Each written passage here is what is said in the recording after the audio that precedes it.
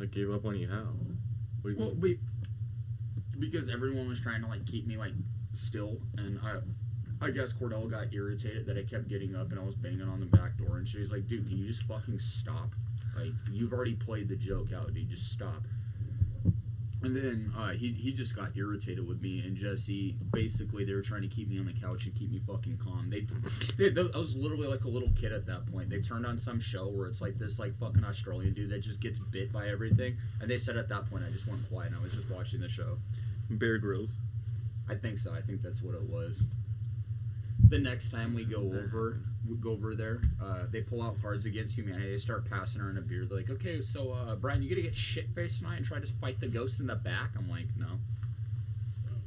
You should have said, "Yeah, dude." You're like, that motherfucker's going down. That's when the greatest thing ever. It's fucking weird. Like Serena's friend, I don't know if you remember her, but there's some like smaller Hispanic chick, and her brother kind of like curly hair and like glasses, like Buddy Holly glasses. I don't know if you ever seen them, but that dude, he ended up getting in a fight with his mom, and she kicked him out, and he had like nowhere to go for a while. So like literally, her dad was gone. He was literally he slept on their fucking couch for like a fucking week, and then Cheyenne told me to fucking leave. It's like, dude, you don't live here. What are you doing? Yeah, what? But I told that dude because like. Him and No Cap were trying to act all cool, and I was all asking him, like, "Yo, you guys trying to buy some yak jizz?" I'm like, "What the fuck are you talking about?" The kid with the glasses laughed, but No Cap got pissed because I don't know if you remember right, but we went to Castles and Coasters, and I kept asking him if he wanted to buy yak jizz. He got so mad that night. But I'm sitting there, and You got pissed at yak jizz. Yeah, dude, they're all talking. I'm like, "Hey, would you for?" Like a $10 million, a cool $10 million, but you shove your tongue up a fat dude's ass. No Cap literally just got quiet. I remember he asked Serena to give him a ride home, and he just fucking left. Oh my god.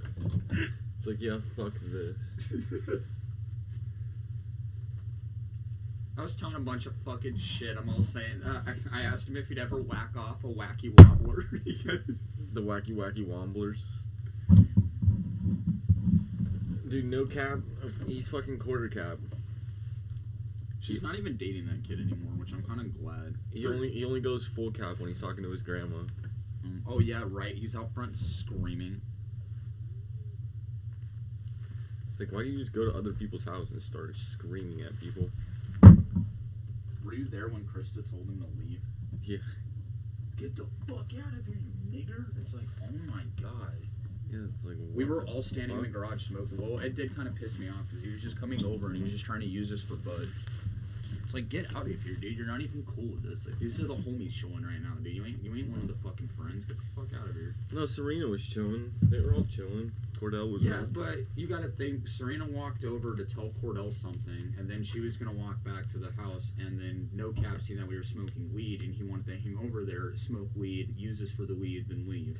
I could already see that situation. I mean, if he wasn't such of an asshole, I wouldn't have cared if he hung around, but it's just like, every time I was around that kid, it's like, why you gotta be this way, dude? Why do you gotta try so hard to act cool? It's like, if you just act yourself, I feel like people would probably like you a lot more, which is weird because, like, that kid grew up in the neighborhood. Like, he was... Like, yeah, same neighborhood you guys? Yeah, like, we called him, because he used to be bald, and my dad said he looked like Little Bill. He got so mad. He got so mad. I'm not Little fucking Bill. They're like, what are you then, Big Bill? I was all telling Jesse, yeah. I feel like I'm repeating myself now, but I was all telling Jesse. He's like, so, what else happened when you were on site? I'm like, dude, hey, you know how we were thinking whatever happened to Miko? Oh my fucking god, we were trying to pull this shit out. We noticed we noticed a shoe. We fucking flipped it over. Literally, Miko's body was laying up in the attic with a fucking fries bag over its head, face down the fucking insulation. Hey, man, what you doing up here? Dude, he wasn't dead. He was just passed the fuck out, dude. Then my dad said that when they first started out, and my Uncle Troy just first started doing it, my dad was working with him and shit. He's like, dude, I would have nightmares thinking that the houses we worked on were gonna burn down. I'm like, why? He's like, the Mickey Mouse shit that we were doing. And I was like, what? It's like, yeah, you just had to make it work, and then fucking. Sometimes you just had to do some shit. And it, like horrible. Mickey Mouse shit. Still, my favorite part is it's 7 o'clock in the morning. boom, boom. But there's like 5 guys up there slamming hammers against it. We're fucking kicking it. We're trying to rip the straps up. We go downstairs. Sanju. I see one of the doors open up, and one of the kids comes out. They're like, I'm like, oh, this is payback. This is for all the times that I was laying in my room and I hear fucking landscapers outside. I'm trying to sleep. Wait, it was a little kid that came out? Oh, yeah, and then the mom came out. She looked like she had like 9 bags underneath her eyes. Like, she just doesn't sleep. But I think she was already awake because they had to talk to her to even get inside the house. She just had a fucking cup of coffee and a cigarette hanging out of her mouth. The fucking door's locked. We have someone hop the back fence, climb into the fucking doggy door. I think he hasn't drunk today. No. He's got a little bit of beer. A little bit beer? A little bit of beer. Yeah, no, last night was absolutely, A little off the chain. Oh, yeah, dude. So was the night before. Jesus fucking Christ. Yeah. College frat life, right? Good boy. Nah, I'm trying to be. Right now, I got my shot collar on. If I go anywhere out of line, I get zapped by my PO. Do you want to do Omegos? See if we can. Yeah, and ask people if they want a Ladmo bag. See what they think about Thanksgiving. Or ask them if they had Zip Steam. What they're most thankful for.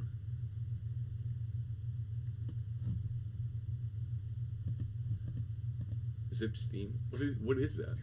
Fuck, I don't even know. Zip Steam? You're just literally sitting in my room like, yeah, that sounds pretty cool.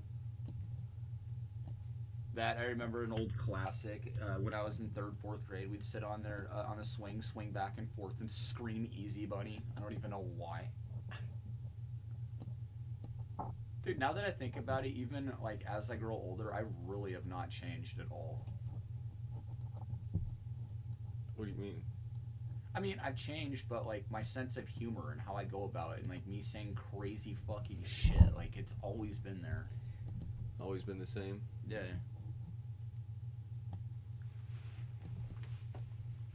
Krista's all telling me today. She's like, oh yeah, you see my new sub in the back? You see my new sub in the back? My ass, I'm thinking instead of looking in the back and seeing like a speaker box, you see like a fucking $5 foot long with wires coming out of it. It's like, what is that? Oh, it's like new Jared sub. hooked me up. Dude, she went to Jared? Dude, it was fucking crazy today, dude. Fucking, she shows up, dude. Dolly literally has 2 black eyes, and I'm like, "What the fuck did you do to your dog?" She's like, "It kept fucking barking, so I just double punched it." Hey homies, the squad's all here. Yo, hey, what up? squatted Gangsta? up, gangsta shit. You know what I'm talking about? East side and the west side.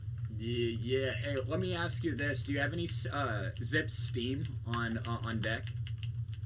Huh? Do you have any zipped Steam? Do you have it on deck? Like, I'm trying to get like $40 worth of it. No, bye. No, bye. No, bye. Take that wig off. We all know you're bald. Yeah, you're bald as shit. Balding like a Spalding basketball. Oh, that's why it's doing this. Because I didn't have it like this. Yeah, I did.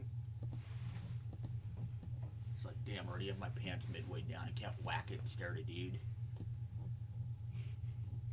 Dude, that just tripped me out. I'm like, wait a minute, we're talking to ourselves on here? What the hell? Because I looked at the other screen, I'm like, that makes no sense. How does that even work? You literally link with yourself. That's what someone thought once. They're like, dude, you just gotta press next, refresh your screen. I'm like, what? That freaking completely blows me away on it, really. I gotta move it more over, though.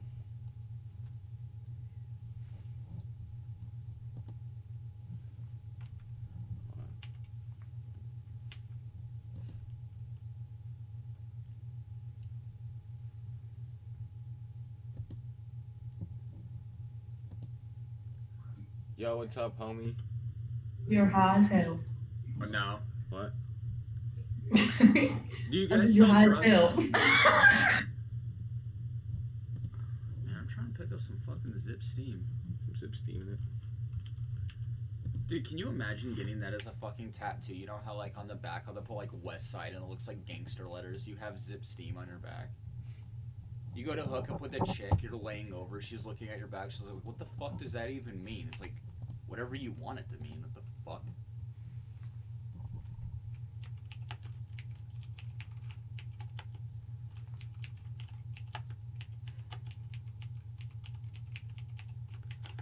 I like how you have to be specific to it. If not, they'll go to the wrong one. Yeah, dude, that guy's cucking me. I swear, when I started doing this, he had like 2,000 subscribers.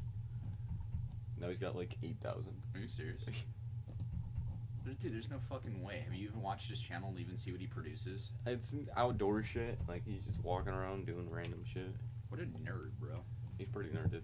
Fucking nerd. Yeah, dude. What's up? Hey, dude, fucking, You guys hot? yeah, you like Zip Steam?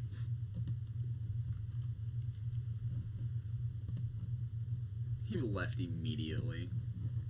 I mean, two choices: Zip, Steam, Wacky Wobbler. Yo, what's up, Wacky Wobbler? She wasn't having it.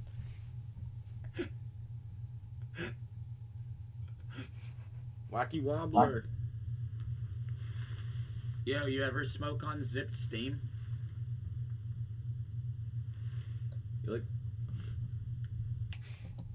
old broccoli? Yo, dude, do you like old broccoli? Old broccoli? Or Yeah. Zipped Steam? Zip Steam? I don't know what that is. It's pretty solid, man. Like, I bought some Zip Steam off a Wacky Wobbler behind Costco for like $20, dude. Honestly, we got Yeah, some this is- pretty crazy wacky wobblers out here. I don't want to be drugged with PCP. Hey, PCP is a hell of a fucking drug, dude. Straight up, when you wake up on the side of the road with your fucking pants gone and you have a Hey, black eye, I you know heard it was this a fun story. night, dude. When I was in DARE, that DARE program, right? Drugs Against Resistance Education, right? They said that there was a dad and he was driving to Mexico and he drove like 13 hours. He's all PCP'd out. And he looked over and he thought his son was a demon, so he took a knife out and he stabbed him 76 times. Wait, that's real? Yeah. Jesus. That's ended up- brutal. He ended up cutting his head off and throwing it What? throwing it on the freeway as he was driving. Yo, I'm gonna have to go on that note. You love it, dude. What the fuck? He threw his head out of the freeway. God, what's that? I think the movie's called Hereditary. Like, the sister has her head out the window and hits a pole. Hey, have you ever seen that movie Hereditary? What? You got like this Hereditary? sister, she hangs her head out the window and then smacks by Yeah, a the pole. brother's driving and, like, her head rips off. Yeah, what y'all be watching? Some sick shit, dude. It I happened on a Digimon movie. Digimon? Dude, it looked like he had like one of those like fake like magician things that looked like he was sucking on it. It's like, what? What's that mouth do? What the hell was that? Is that some Zip Steam?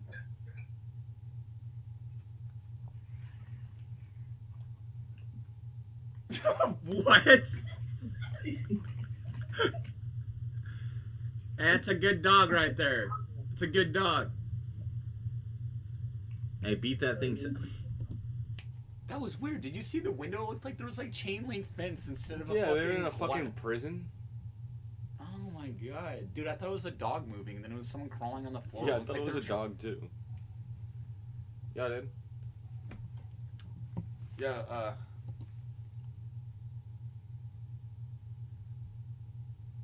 I feel like sometimes I have some bangers lined up, just can't get them out because they skip too fast, and then I end up forgetting like what I was gonna say. Just put like 3 random things. PB and J, dude. Or hey, Zip Steam? Steam zipped. Vacuum sealed trash bag. Vacuum sealed trash bag. Trash bag vacuum seal. No, actually, a real question.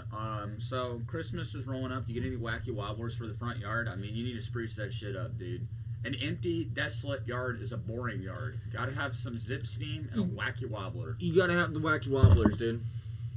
Oh, dude, that shit gets fucking super wacky, man. You should see its legs. They're all bowed in and out like it got boned in the ass by a dog. They're bonered out. You know what the weirdest thing ever? You go on Sounds a good. date. You go on a date with a chick, right? She leans over and she's like, "I guarantee you, my penis is bigger than yours." Yeah, dude. Can you get out real quick? I think the back tire is going flat. At that point, she goes Peel down out. there. You put it in fucking reverse. Hit that bitch. Knock her unconscious. Peel out and leave. You know what I mean? Yeah. And then it's fucking weird. You go up in your attic like 2 weeks later. Next thing you know, damn it. He wasn't having it, dude.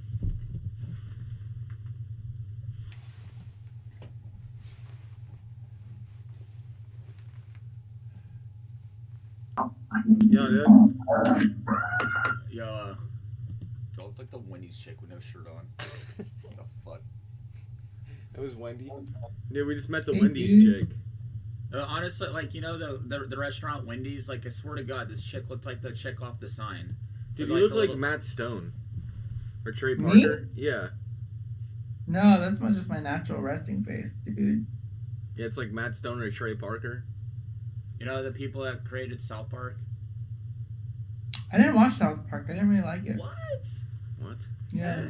I mean, I guess it's not for everybody, but I thought the show was great. I mean, when the first season came out, it was basically just a shock because those little kids cussing. I was gonna say it's like the second or third or the fourth season in when it actually starts getting good and it's funny as fuck. Yeah, don't I you never love? even get a shot. You gotta love the episode. I was gonna say it's like he needs to watch Scott Tenorman Must Die, where he feeds No, him yeah, the pubes. that's the one Dude, I was that's gonna go. My I was gonna favorite break South it. Park episode. I was gonna My break God. it down so extreme. Yeah, where Cartman tries to train a pony to go and bite a guy's dick off, but fails, and so he kills his parents and puts them in chili. Puts it in the chili. Towards the end, Kyle's like, "I'm never fucking with Cartman again." Yeah, like what? Or the other one, where the dog trainer. Yeah, dude. Come on, go white boy go. What? What do you mean? I'm black. Go white boy go. I'm black as shit. I'm a wacky Okay, wop. go black boy. Hey, I'm a professional wacky wobbler. No, I got it right here. All right. You got this. Yo, it's your average professional wacky wobblers. What's going on, motherfucker? What's up, my man? What's that? I said, what's up, my man? Oh, not that much. We're just pro wacky wobblers. Dude, it was fucking Ooh, sick, like dude. a I literally beard. got a beard. Beard's pretty sick. Dude, I got a fat beard. Dude, he's got a reverse beard. Yeah, I got the beard up here, not down here. Yeah, so should I look it up on YouTube and watch myself? Yeah, do it. Wacky wobble. it's trippy, but why not? It's like Inception, you know what I mean? So, this Thanksgiving, man, is kind of whack. Like, I was cooking food with my family. We ran out of bowls and dishes to put stuff in. I shit you not. I literally put fucking mashed potatoes in one of my old shoes. My fucking grandma walks in. She's like, "Oh, I don't even want to eat this. This is disgusting. They threw my food out." Yeah, honestly, they made him eat with dogs. Yeah, I had to eat green bean casserole out of a fucking dog dish in my backyard because they kicked me out of the house. Some fucked up shit, man. Happy Thanksgiving. You too, man. I love you. I love you. Thank you. I'm trying to find your YouTube. Dude, don't make sure it's not the guy cucking me. He's got like 8K subscribers. I got like 150. He's using his OnlyFans page to promote his website or his page. That's not you you're seeing. That's like a clone. It's Inception. Yeah, you know? Or it's like that movie Hereditary, where the kid's driving, the dude's driving, and his little sister sticks her head out the window and hits a pole and it rips her head off. It's like Habba Baba. Yeah, you know? I'm watching myself on the stream. It's really trippy. No, it's insane. Dude, hey, look at it this way. It's more entertaining than looking in a mirror, because you're like, well, shit. I mean, if I look at videos of myself, it's just kind of awkward at that point, but I guess it's something you get used to. It's like, fuck it. It's like, who's that fucking scrawny-ass white boy? Me. What? No, me. Look at this. Inception. Double Inception. We get it around here, man. Alright, you have a good night, man.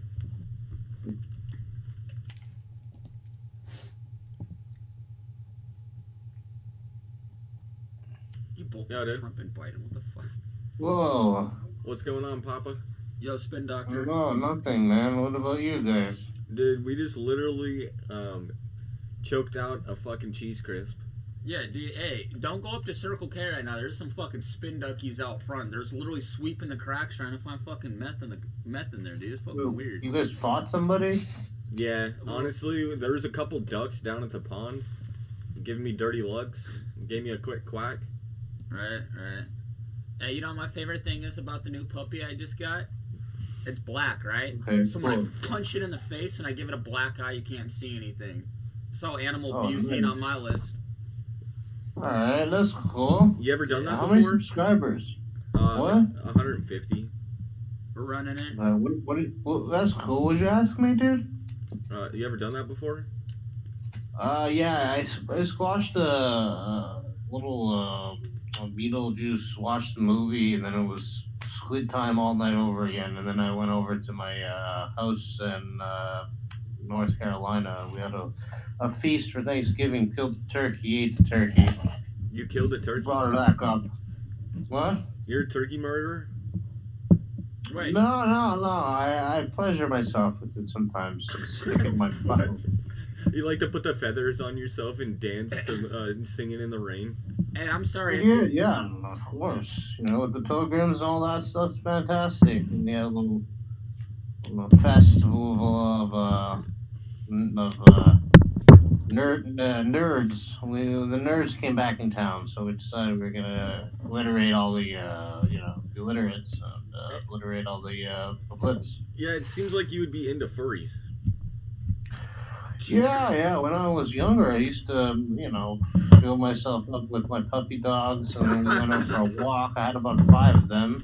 Then I gave them over to my neighbor. My neighbor paid me money, and we had sex. And then it was all great. Oh man, dude, you're fucking pimping out your dogs at that point. What a player! Jesus Christ. Hey, Yeah, I didn't even think about that. We made shoes. Sorry, go on. I'm sorry I'm cutting you off, my friend. Go on. the puppy No, popper it's all idea good, is a it's all good good. one. I like it. Yeah, Pimping out your dude, I dog. definitely like that. And I'm actually really liking the fact that you're saying that you're using the old turkey to pleasure yourself, because sometimes it's hard, man. You're looking for your fleshlight and you're like, damn, dude, my mom's probably using it right now. Use a turkey Fuck, carcass. yeah, dude.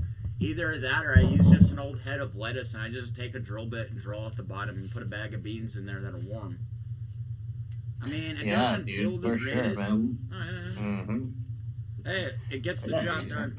It's fun. You pick up what we're putting down, right?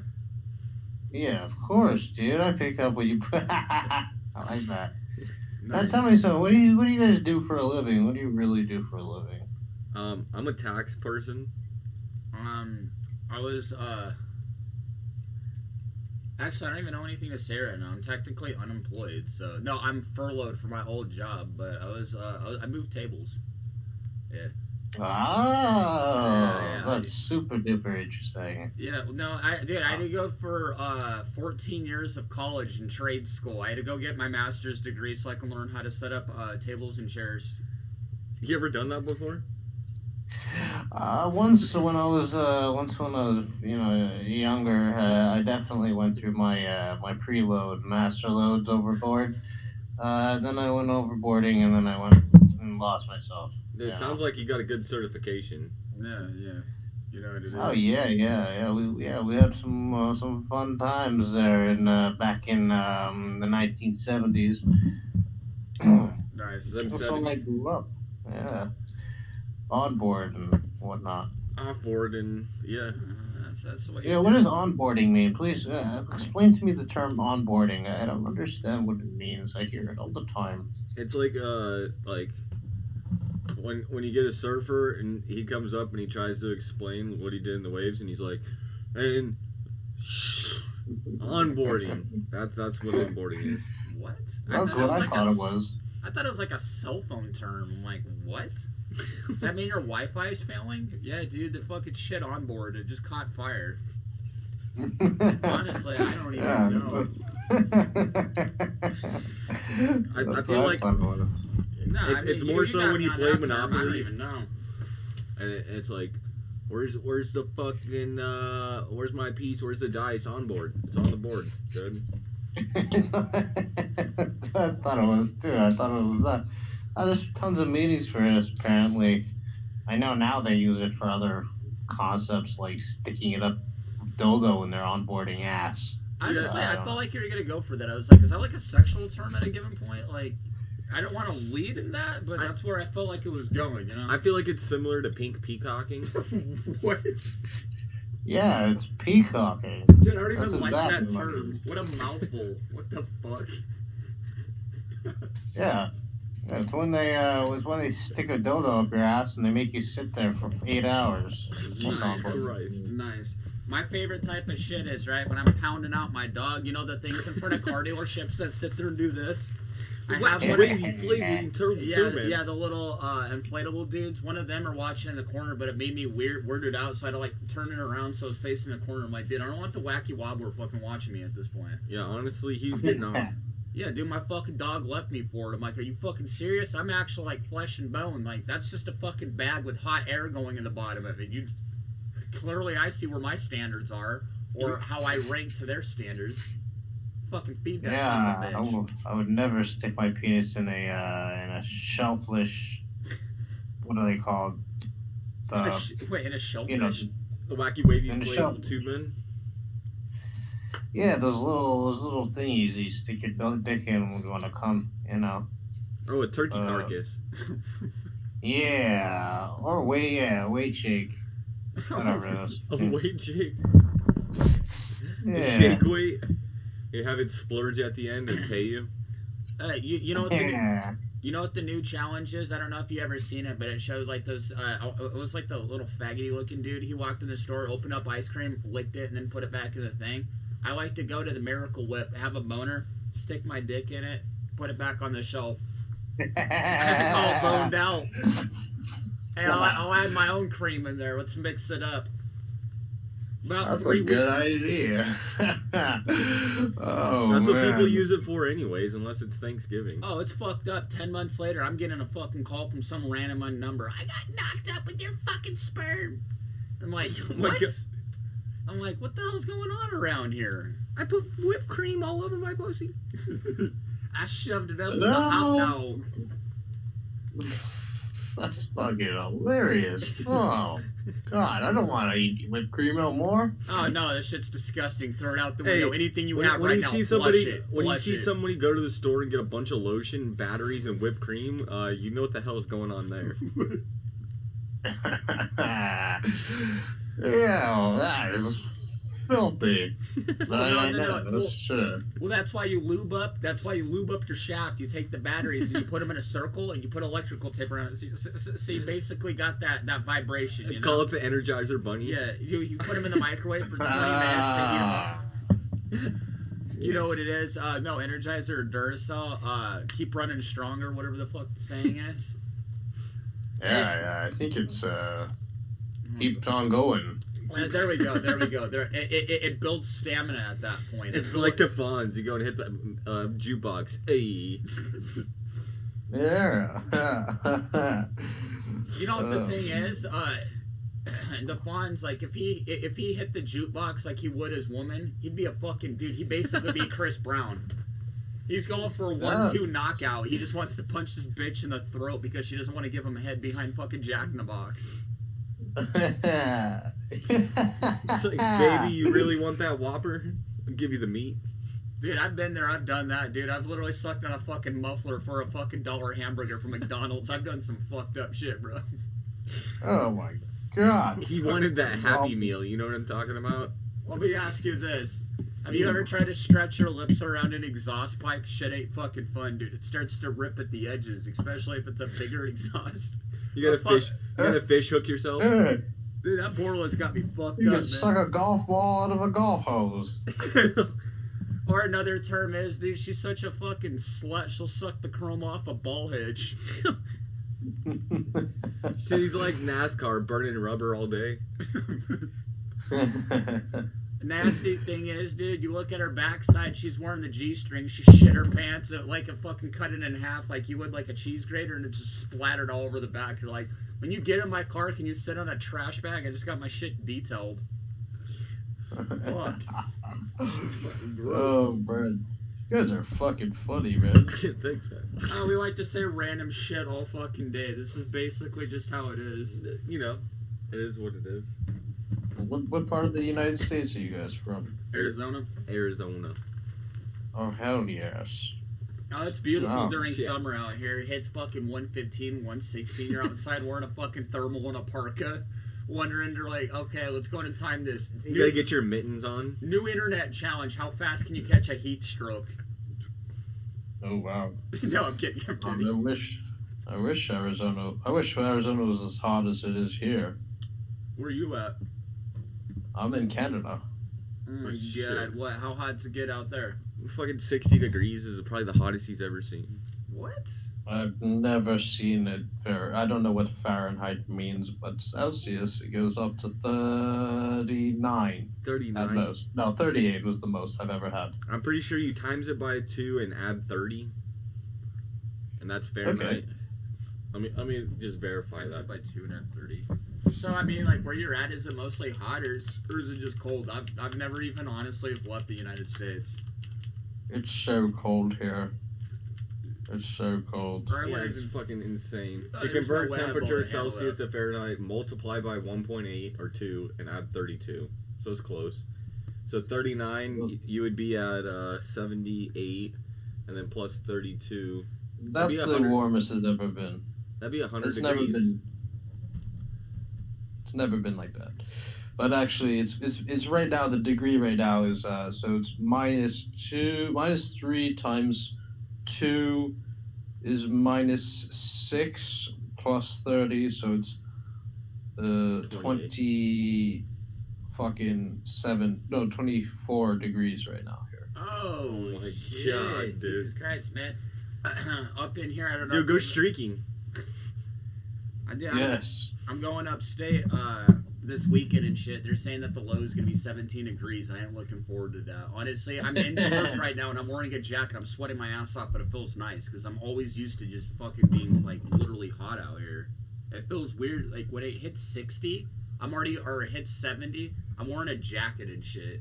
And people are wearing shorts. I'm like, you fucking crazy?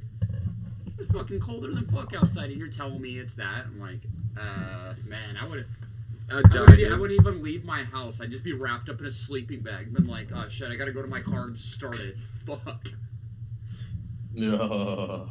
Just get everything fucking Amazon shipped to me. I wouldn't even want to do it.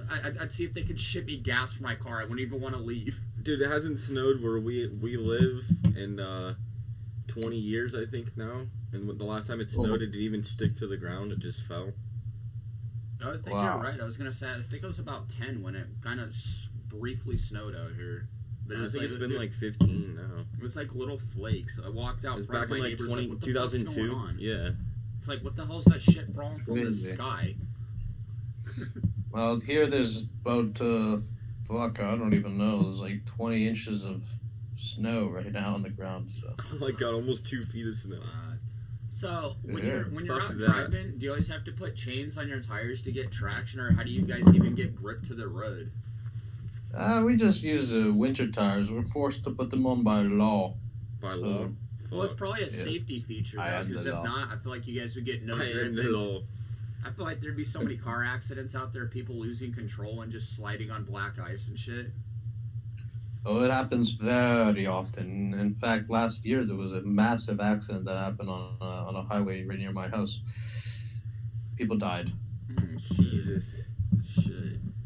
You know, I've Yes. actually seen this show on Netflix. It's like something truckers, and they're out there in Canada. Oh, and the it ice shows, road yeah, truckers? yeah, and it shows them like picking it off. Was it happened to be like?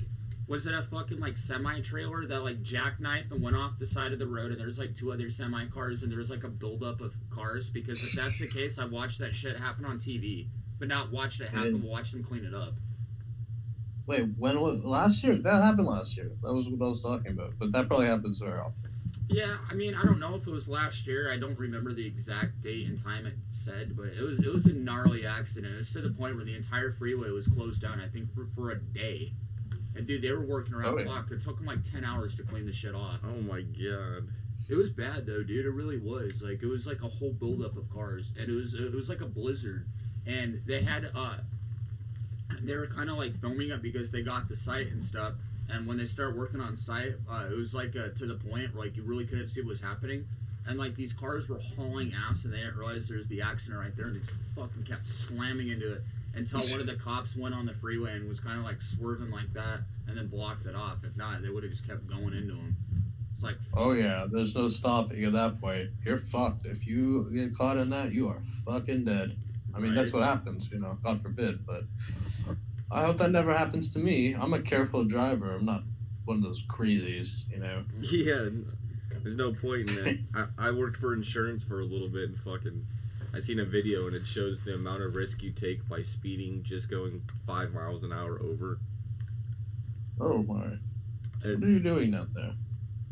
Are you sniffing something? What, me? Oh, okay. No. I was smoking. I just thought you were put your head down there on the. Didn't know what you were doing. Oh, no, You were giving it. Giving the dog head or literally sniffing coke Yeah, yeah. off the keyboard. It was literally a dog head. No, I was taking a rip. Ew. Very What the nice. hell? Water bottle with a socket cap on it. That's how Yeah, we do it. look here. at. So you Big take a boy little status. cap, you put it in Okay. the top, and then you get a water bottle, and you have water coming out of the bottom. Holy smokes. See what I'm saying? Okay. Damn. And then what is that? Marijuana? Marijuana. Yeah. Oh, okay. Some avid Are weed you guys- smokers. You guys realize you're allowed to grow 4 plants of marijuana legally in Canada? Really? Dude, I'd have a farm, man. Oh, Hell yeah, that'd be okay. Well, sick as then, fuck. there you go. Are you allowed to do it? You're not allowed to sell it, but They just Do you- legalized it here No, in you Arizona. can. You can actually sell it. You could become a caregiver in Arizona. You just have to get licensed for it. It's a different medical license than you have to get right now. But they just see. legalized it to make it recreational here. So in Colorado, you can have 8 plants legally at your house. So it's double what's in Canada. But Honestly, not Yes. gonna lie, it's kind of lame the fact that it's legal now because I miss the days of showing up like being all sketchy. It's like, yo, dude, you got it. I slipped in the money and I had to fucking dip out real quick. I miss doing that. The rush of it. now it's like, dude, I'll meet you at McDonald's. You go into the McDonald's. It's like, you want to go get a burger? He's like, what the fuck is this, man? What happened to me meeting up with some sketchy ass dude that keeps looking around and then I have to leave because we think there's a cop in the fucking parking lot? Hey, I'll meet It's you like, at a dude, we different gotta go, place. man, I'll we meet gotta you at a different place.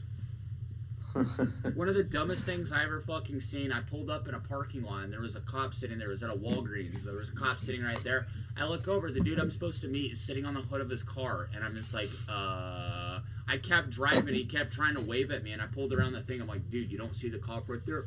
Oh, it's fine, dude. It's fine. I'm like, no.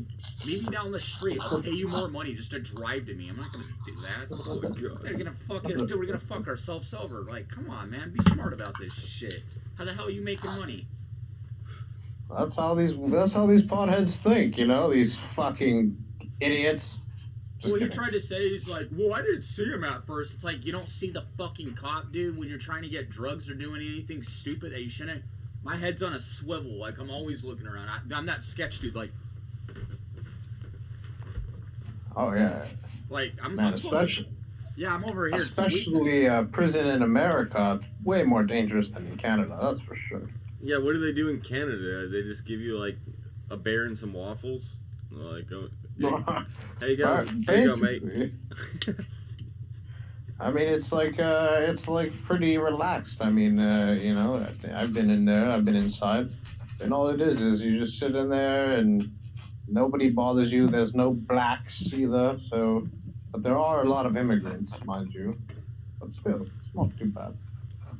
I literally. It's not race divided though.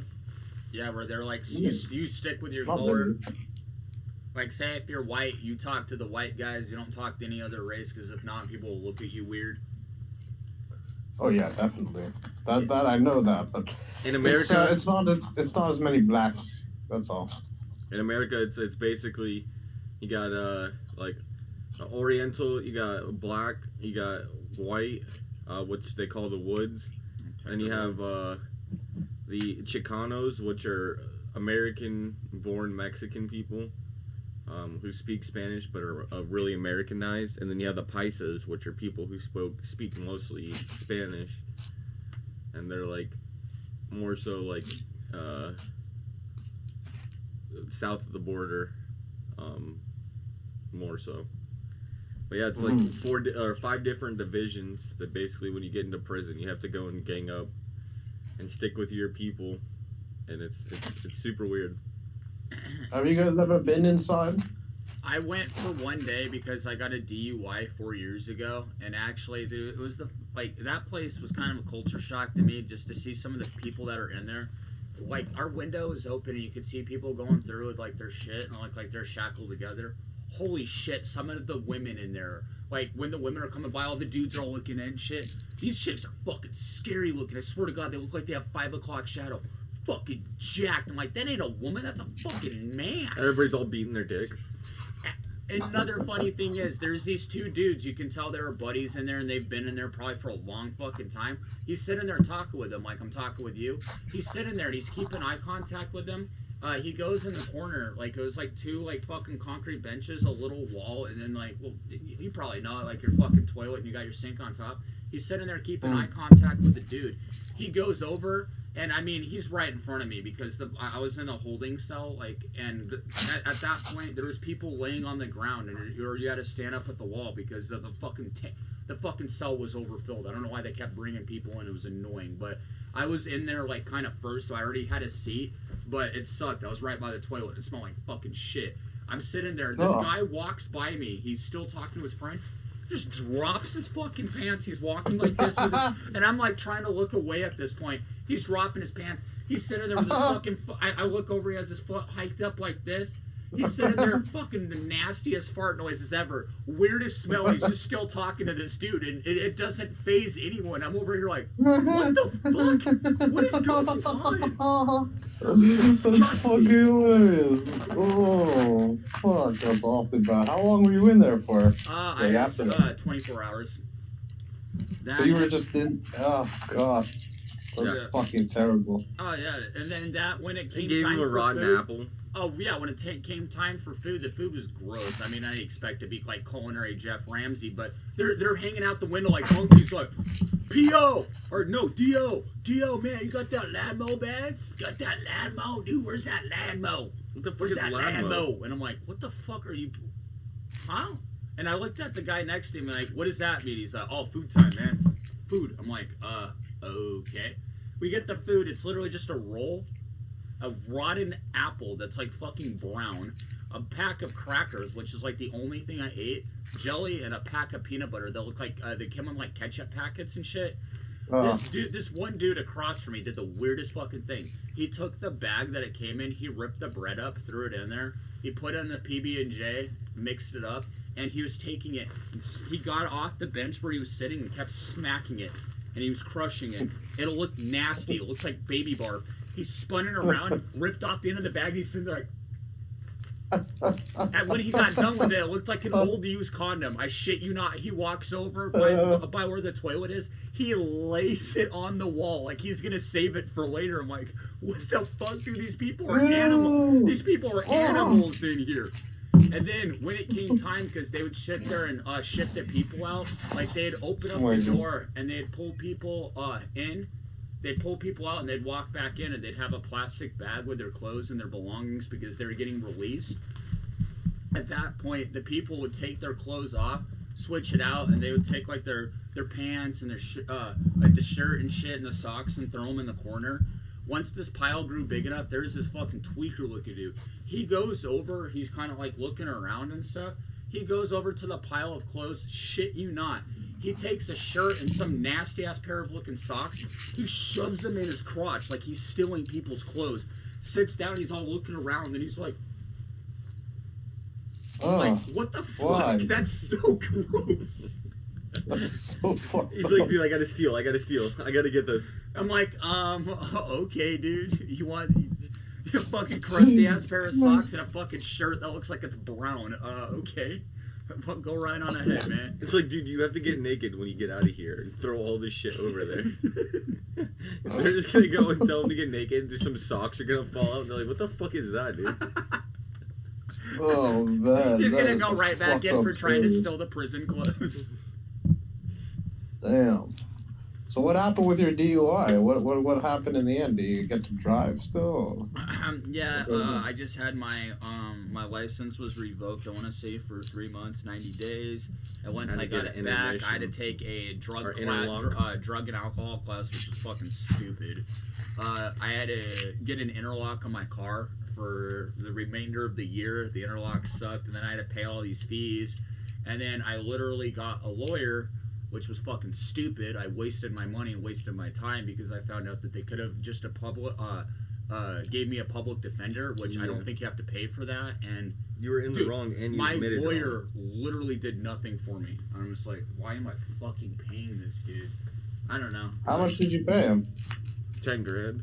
Yeah, pretty much. Ugh. No, well, that's like after everything that happened with the interlock, the fucking lawyer, the paperwork. The lawyer is probably about $6,000. And I'm pretty sure that I had to pay for my time of being in going to jail too. Yeah.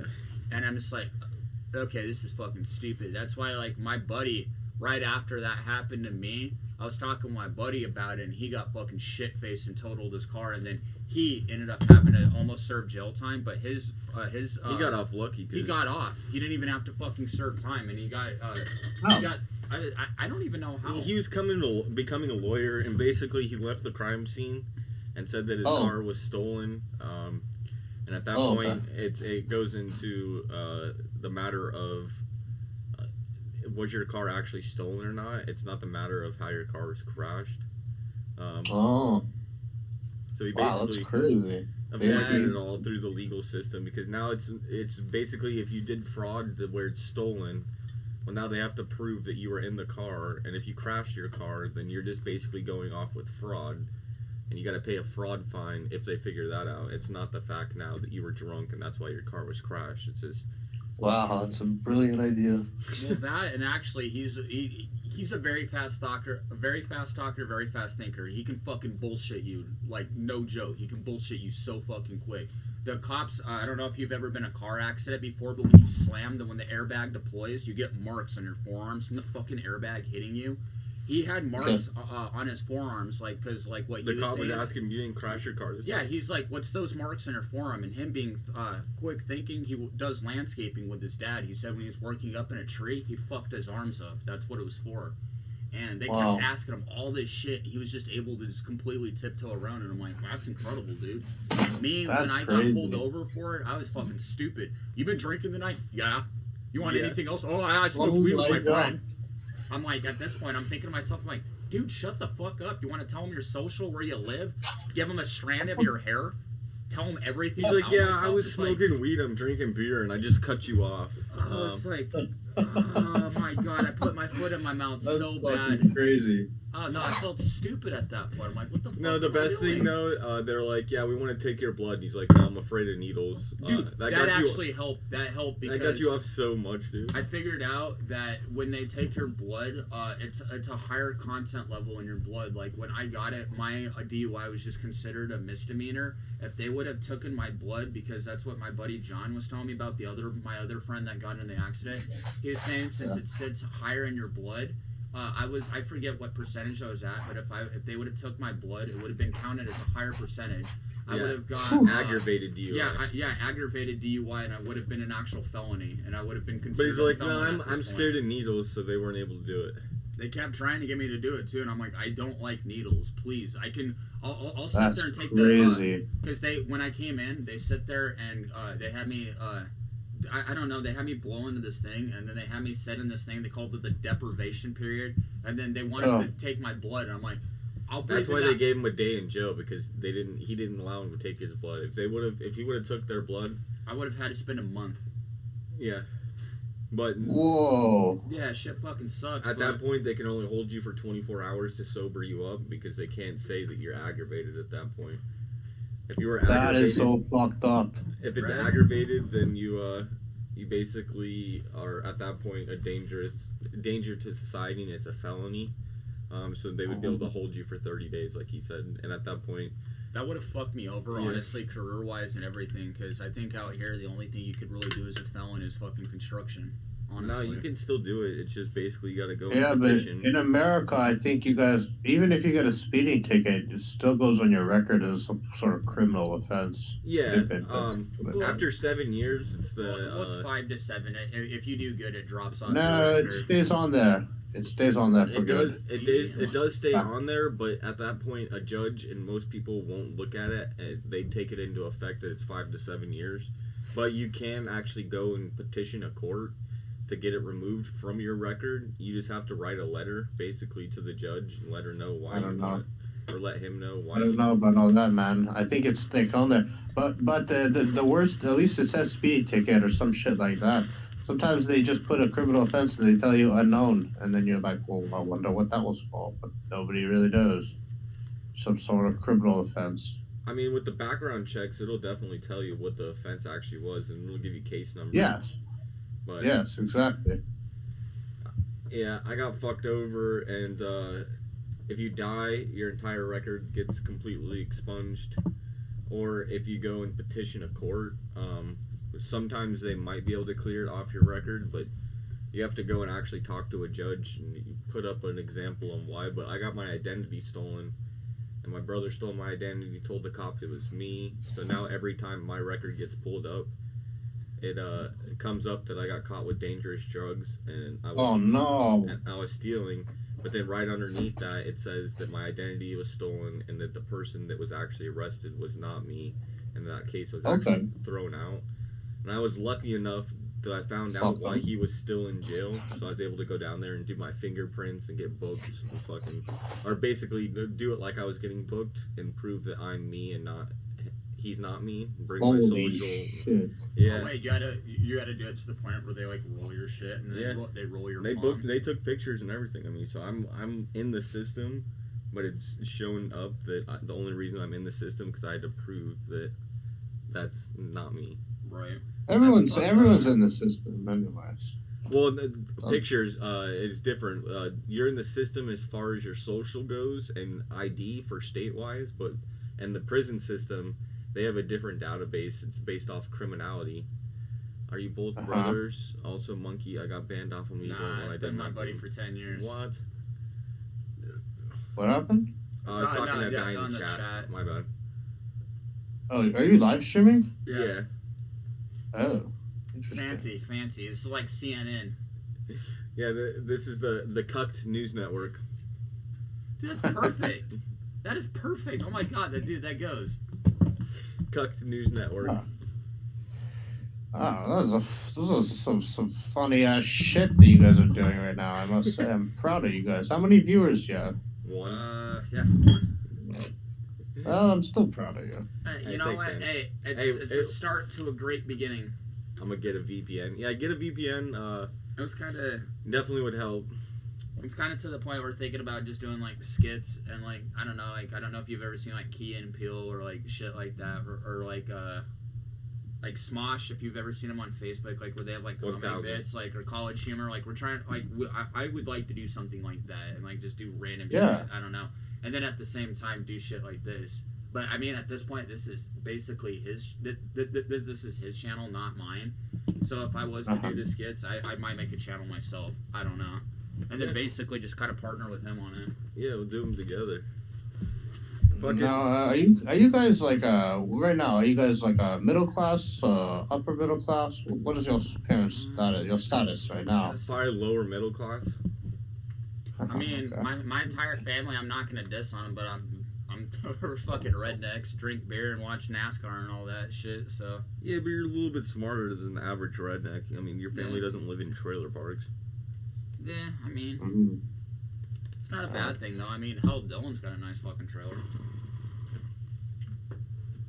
Do you guys watch Ice Poseidon or any of those? Yeah, dude. I used to watch that dude all the time back in the day. Is he still going? I thought the whole stream fell apart because they kept saying that he was like a cokehead and all this shit, and like he just. Dude, I feel bad for him. He built up such a following, but then it again, feels like he just completely fell off. When he did the prison stream, that was fucked up. Yeah. They're still going. I think. I mean. They have a little team. I mean, if you guys hooked up with them, you guys could probably get all their viewers. Yeah, fucking straight up still Ice's fucking views. You'd get so go pissed to off IP2. You get so pissed. Yeah. We'll be IP3 CNN Cuck News Network. Oh my god, hell yeah, that'd be fucking shit. Nah, yeah, their viewers are cool, but they definitely they run him. And that's the only thing that's kind of weird about it. Yeah, I got lost in life. Did you see the episode where he called the ghost person or the ghost expert, and it was his buddy in the closet, and he kept pounding on the wall? Or no, he was like a fortune teller or some shit like that. He's all laying down like a fucking cooking sheet, putting salt on it, and his buddy's kicking the wall. Dude, that shit was really funny. Oh, hell yeah, it was fucking hilarious. At the last one, he's like, I knew they were in there. I knew he was in there. I knew you did it. Dude, bro, you're putting fucking salt on a fucking cooking tray, saying weird shit. How the hell is that gonna get rid of a ghost? Oh, it's fucking Yeah. gold. Shit's haunted. He ain't going anywhere. That was entertaining for this time. I mean, that wasn't too long ago. No, I want to say what, about a year? Yeah, it A was year and a half, 2 years ago. I think that's when that was aired. What was the one guy's name? The guy who basically ruined it all. The manager. Steve Jobs. Yeah, Steve Jobs. Yeah, Scuff Steve Jobs. SJW. Yeah. Or SJJ. My favorite dude, he was a complete asshole, but like he was the dude that would drink all the Jaeger and like he said his legs were all fucked up. They literally in chat, they literally made a fucking meme of him. You see the dude, he literally has robotic legs and he's literally holding Jaeger in either one of his hands. I started laughing. Yeah. Like, oh my god, I want that on a shirt. Yeah, dude, these guys are still going. They're still fucking going. No man. kidding, no They're kidding. wild. They did the RV stream, and I heard it was fucked because that girl Gooch fucking got Fucking Gooch. whatever her name is. What? That's what they nicknamed her? What's it? What's her name? Gucci's. No, but that happened. But there's been more. Like they're still kicking. IP2, yes, that's their website, I guess. But Where's they Ice always put beside out it now? new shit. Ice beside it Yeah. was the king. He made everything fucking. It made it. Now there's no leader. You need a leader. That's true. I agree. But just like America, there's no leader as well. You don't like Donald Trump? I love Donald Trump, actually. I can't wait till Biden gets kicked the fuck out. It'll be very funny. Biden sniffer. Yes. Sniffy Biden. What's going on with the internet? Hello? Hello? Oh no. Oh, it's breaking. It broke. There we go. Nice. Oh, we were talking You about guys still politics. there? Yeah. Yeah, you know, that was weird. As soon as you guys started talking about politics, the sound's going out. Hey, Biden's CIA. literally, he's on the roof right now, ripping on the settle. He's like, quit talking about me. We got Kamala Harris on the piggy bank. Actually, I'm really stupid. Oh, What the hell shit. with the satellite have anything to do with the internet? That's fucking TV. Dude, Biden's fucking Yeah. head has metal in it, so he's a satellite on his own. No, he wears tinfoil on his head. He's blocking out the telecommunication. Hey, do you see all that shit that they're all chipped up now? like you mean, like who's chipped up? Like Biden and Biden, Kamala Kamala Harris? Harris, fucking Nancy Pelosi, Chuck Schumer. no, I Yeah, didn't hear that. if you go and look Shit, at fuck. pictures, they have little scars. They're all different places. No. They're all chipped up, dude. What do you mean by a chip? Oh, A my chip that God. regulates your body. So basically, if you have a chip in your body, right, and you have an app on your phone and it says your body is doing this right now, right? Like, and at that point, you can say, okay, well, I know that my levels on this is low because it's reading my blood constantly. And so now I need to just, oh, my potassium is low. I eat a banana. And you're able to keep your, it's like a sim, you know what I mean? I don't like that though. What's the main purpose? I feel like the dude, like, I mean, I Well, know they already track main us on our purpose- phone, but dude, I feel like it's just to fucking keep us herded like sheeps. Well, yeah, at first it's going to be for health reasons and they're going to have extra capabilities in theirs. But for us, it's like, no, we want to make sure you know where you're at. And if you're sick, then we know that you're sick and you can't ever leave your house until you're not sick anymore. Oh my god, Oh, it's like they fucking Nazi yeah. Germany. I'm pretty sure that that's gonna be what's happening, but not right away. Maybe in the next 10 years, but not. It's already happening right now. Companies are, certain companies, every person in the company is chipped so that they don't have IDs anymore. That basically you sign in with your chip. When you walk through the building, they know exactly where you are in the building. It's a requirement in some companies because companies are private. It's not against the Constitution if you have a private institution that says that you have to work this way. But the fact is you don't have to work there. So Constitution says you don't have to work there, but if you do work there, you have to abide by their laws because our Constitution allows you to have free enterprise. You know what I mean? Jesus Christ. I'm wondering if that's what's going to be pushed then in the next 4 years. Oh yeah, definitely. Right now they're talking the Great Reset. You heard about that? Oh yes, the pandemic, Great Reset.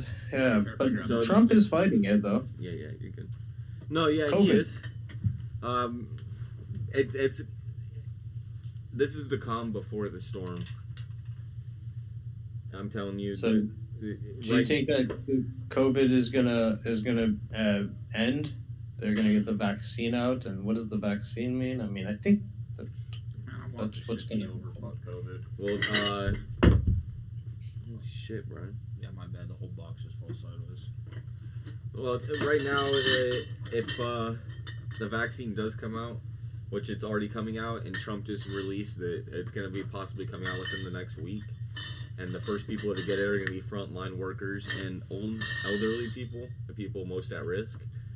And what is the rest of the country doing that's Democrat? They're locking everything down and telling you that the numbers are spiking and we all need to freak out and not do anything. So on one side you have hope saying, no, we're going to get a vaccine and we're going to fix this. On the other side, it's, we don't know what the hell we got to do except everybody needs to worry and not go outside and not go with your family, and Christmas is canceled and Thanksgiving's canceled, and you know what I mean? Oh my God! So you think that? So here's the thing. That's why if Biden, it's a scare. It's a scare tactic. So I think if Biden gets kicked out as soon as possible, but Trump gets in, I think we'll be more on our toes. That's the point of this whole thing. It's not really to impose these laws. It's more of a in a way to scare people into working harder or something. I don't No. When you impose these laws to lock down, it kills the economy. And the economy being killed, who's still producing? Amazon, Walmart, all the big companies. Walmart just actually sent a thank you basically to the government for locking everything down, and making sure that they are still in business, because everybody's almost doubled their profits. Their companies are now worth 80 times more, 60 times more, 100 times more in some cases. And these are big brand, multi-million dollar national companies, upper class, because they're still open. And what it's doing is it's killing off small business. You tell a small business they can't open, but you still allow Walmart to be open. It's like, wait, what? We can go into a store where there's hundreds of people. We can't go into a store where we can make appointments and only have 3. Like, how does that make sense? You know what I mean?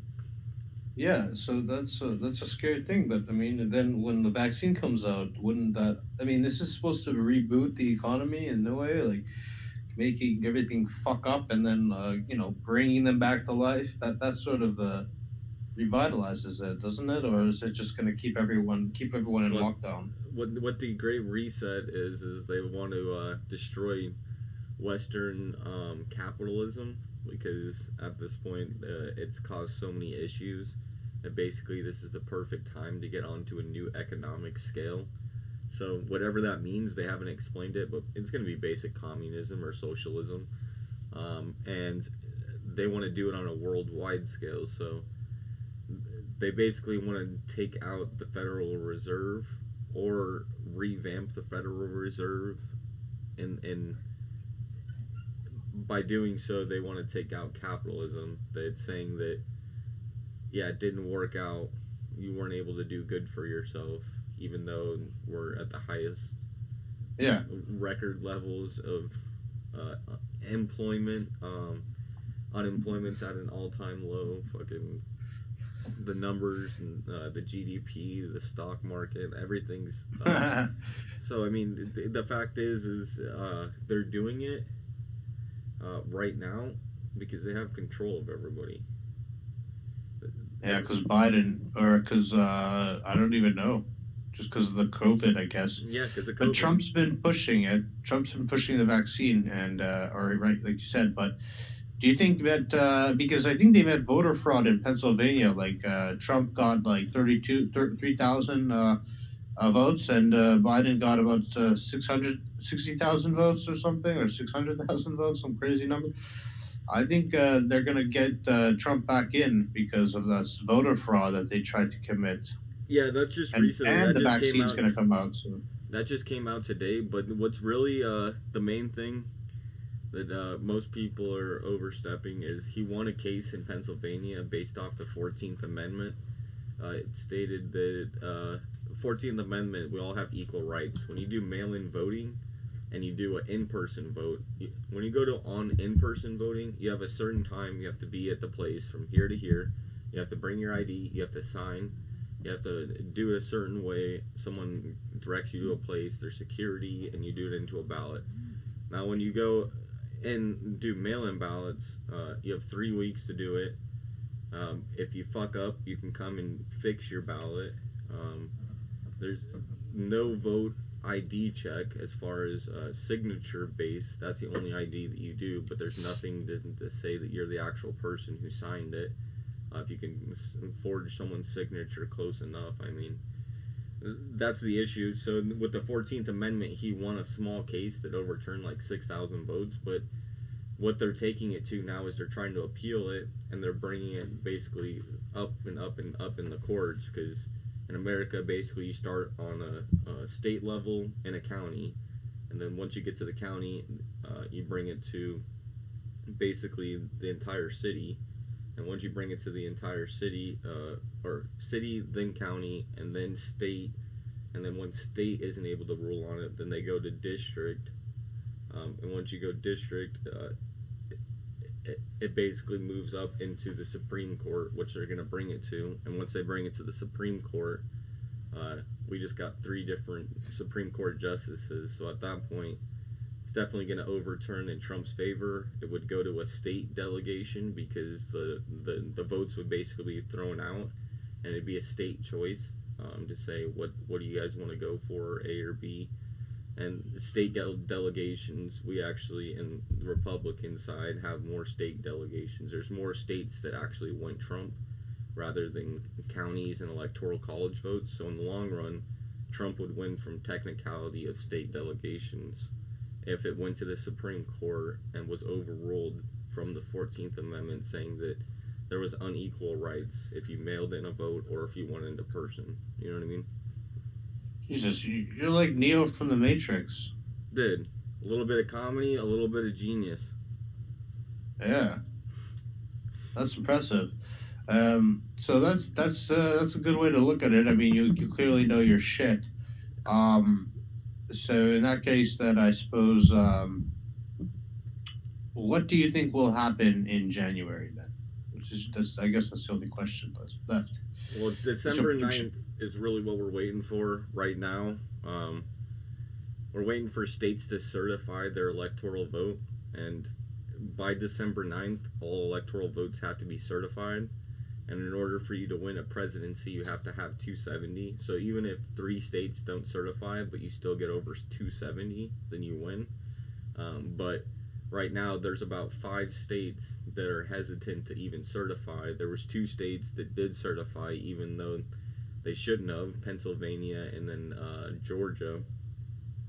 In Georgia, they basically threatened the people, told them where their kids lived and where they went to school and what their dog was, and like basically doxed them. And so after they certified, they went and put an affidavit saying that they were under pressure and under duress signing that contract, so it's not valid or should be voided. They got a court case going up on that. But the fact right now is we're waiting for December 9th or December 14th. I gotta look it up because I keep hearing 2 different things, but by then the states have to certify, and if it's not a full 270 at that point, then it goes to Congress to actually decide. So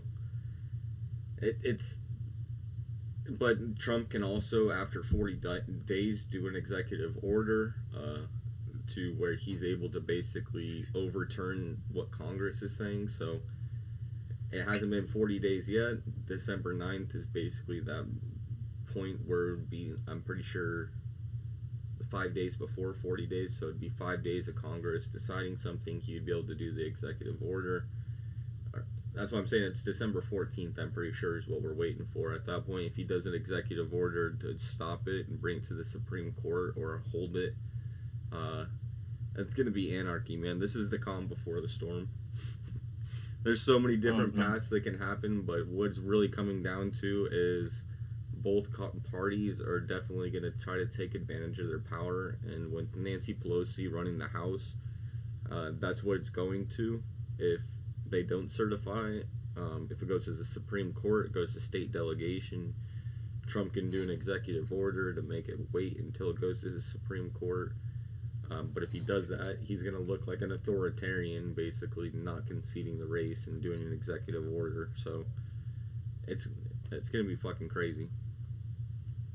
Well, when will the final decision be made, you think? December 14th, we'll know what the hell is going to be going on, and it's probably going to split our government. Huh. Fucking crazy.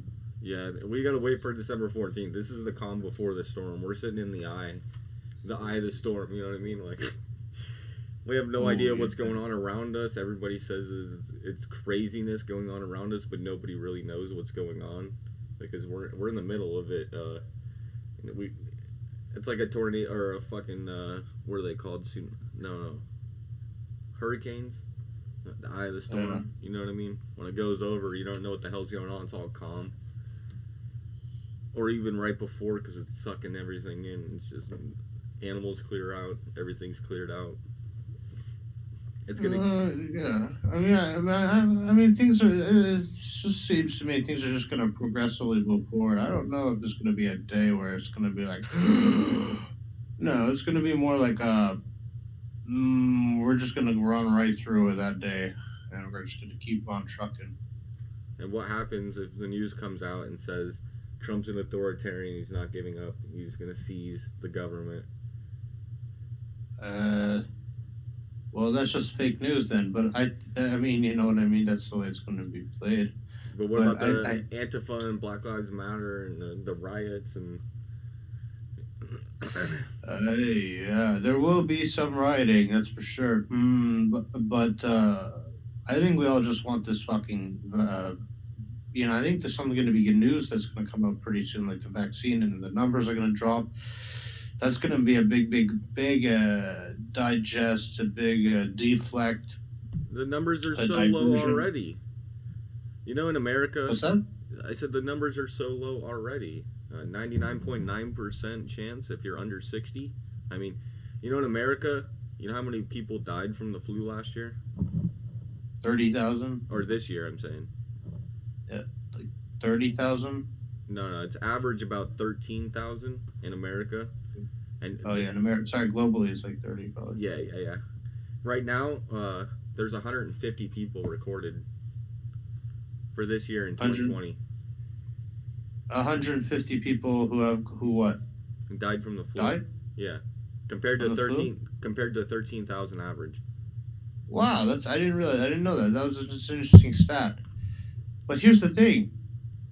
Why are they scaring us about I think we just need to get some news out, some good news about COVID, and have things reopen. Why is COVID seen as such a bad thing? You're more likely to die from driving a car. Well, it's a bad thing because you have to wear masks, and like we were saying, they're crashing the economy. They're just keeping small businesses out of order. Until they reopen. Fauci came out and said that the masks actually aren't that effective. It's more for symbolism. Exactly. They want you to see that it isn't a pandemic and that we all need to pay attention that we're sick and you're sick. The masks, symbolism. And you know what that is? It's draconian propaganda. Exactly. And that's why they need to be gone. They need to be gone or not enforced. Or masks, you have to change your masks if you're a doctor or a surgeon. Average 15 times an hour. When you go when you wash that mask, you have to wash it in 180 degree temperature. Your washer and dryer do not get up to that degree, so you cannot wash your mask in a normal washer and dryer. When you go and put it on, if you even touch it at all, even once, you have to throw it away, get a new mask. They did a test, in a doctor's office back in 2012. There's 5 different tests, and all of them basically point to the same thing. But they did a test, and it was like 1,200 doctors and nurses, and they were testing to see if cloth masks were just as effective as surgical masks.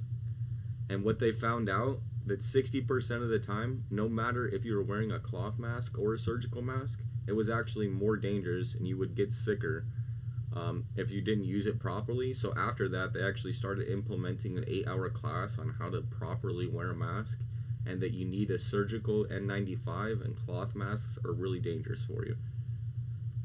Yeah, that's the thing. They're no, they're trying to fuck around here. Like, Hey, you know what the most important thing is during the flu season? Don't touch your face, right? And you know why? Because you have bacteria all over your hands, and every time you touch your mask, now it's sitting on that mask, and you're breathing it in and out. So anytime you touch your mask or put it in your pocket or anything, now all of that bacteria is sitting on your mouth, and what it's going to do is going to make you sick.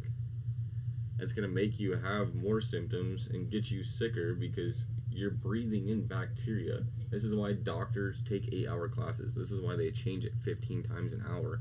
This is why when they put it on and then they have somebody put gloves onto them, or they have somebody even put the mask onto them and not even touch it, because the danger of actually having bacteria on your hands and then putting it next to your mouth is the most dangerous thing during the flu season. If you don't touch your mouth, you don't put anything next to your orifices, your eyes, your nose, your mouth, your ears, your asshole, your fucking dick, whatever, you know what I mean?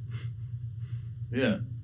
Well, that's the thing. So, but do you think that they'll decide to like when the vaccine comes out that you know, they're not going to be needing to wear masks anymore? I guess. I mean, there's no need now, but No, the MO on masks has already been put out.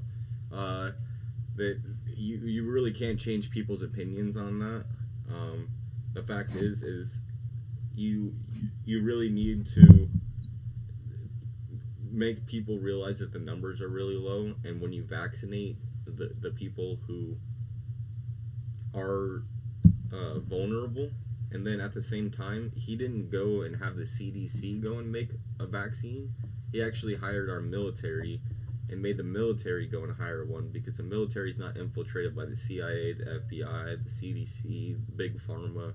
It's our military, and it's still one of the last things that's actually viable as kind of more conservative, or as you could say, just not part of that gang in sense. So the vaccine he's putting out, this is why they're saying don't go and take it, it's dangerous, it's Donald Trump who's putting it out, is because it's not Moderna, the one that's created by Fauci, Bill Gates, George Soros.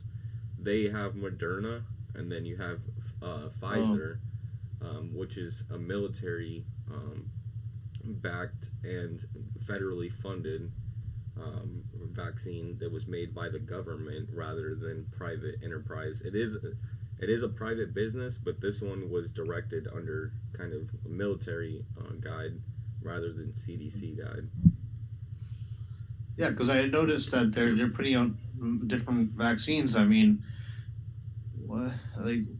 I mean, it doesn't really. Like, do you think that they'll all come out around the same time? I mean, have you heard about that with the flu at all?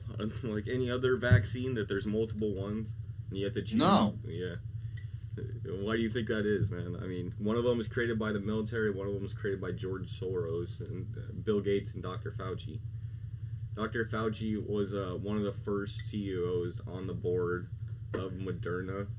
After that, before that, he was in a dorm at I think Harvard University, and his roommate was Bill Gates. And after that, he went and invested a bunch of money in Moderna. Left Moderna and joined the CDC and became a director, and basically started boosting up Moderna through the CDC.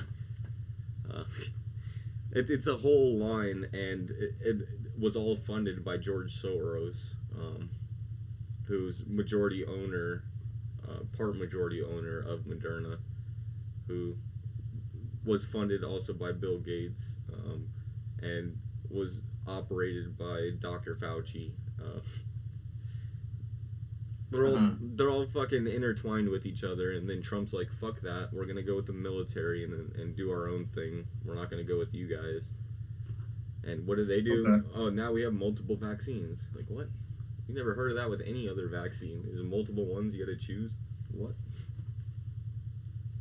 Right. So then in that case, then I suppose what will happen is when they all come out around the same time, people will be getting them anyhow. I mean, these vaccines are like obviously very effective. They're like over 96% effective.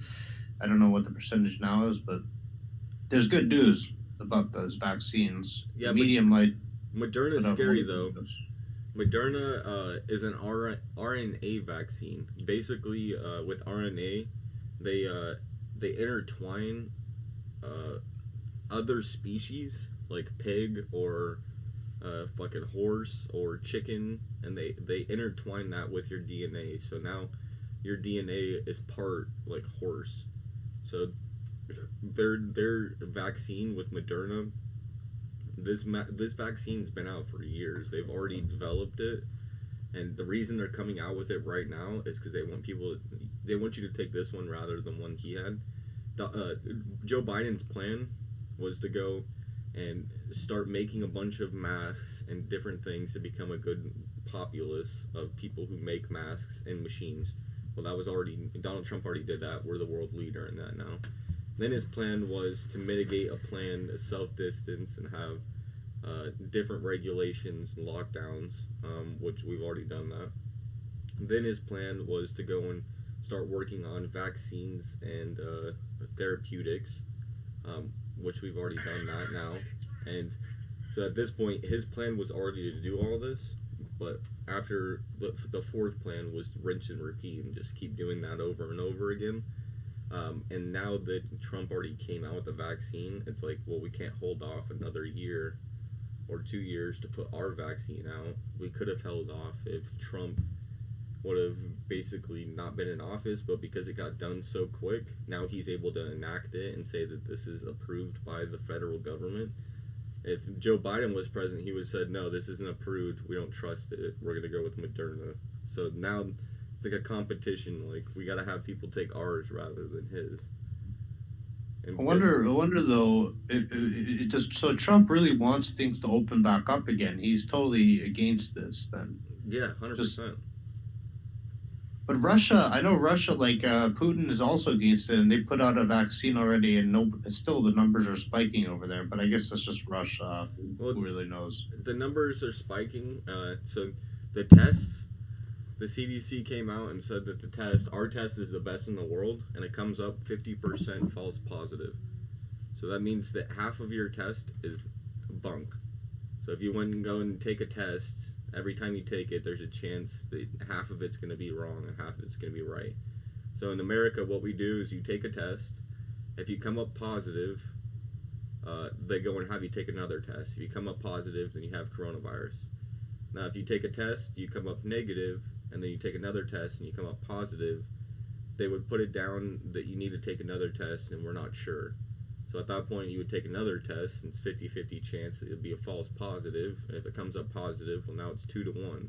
Now, if it comes up 2-0, or 2-1 on the other hand that you don't have it, well, then they'll mark you down that you don't have it. But the fact is, it's a flipping a coin. You might not have it, and you might have it, but the fact is, a false positive is 50% chance that it's going to happen. So the reason our numbers are spiking and the death rates are staying the same is because the test is bunk. So then when the vaccine comes out, then these people will get it, and the tests will be negative.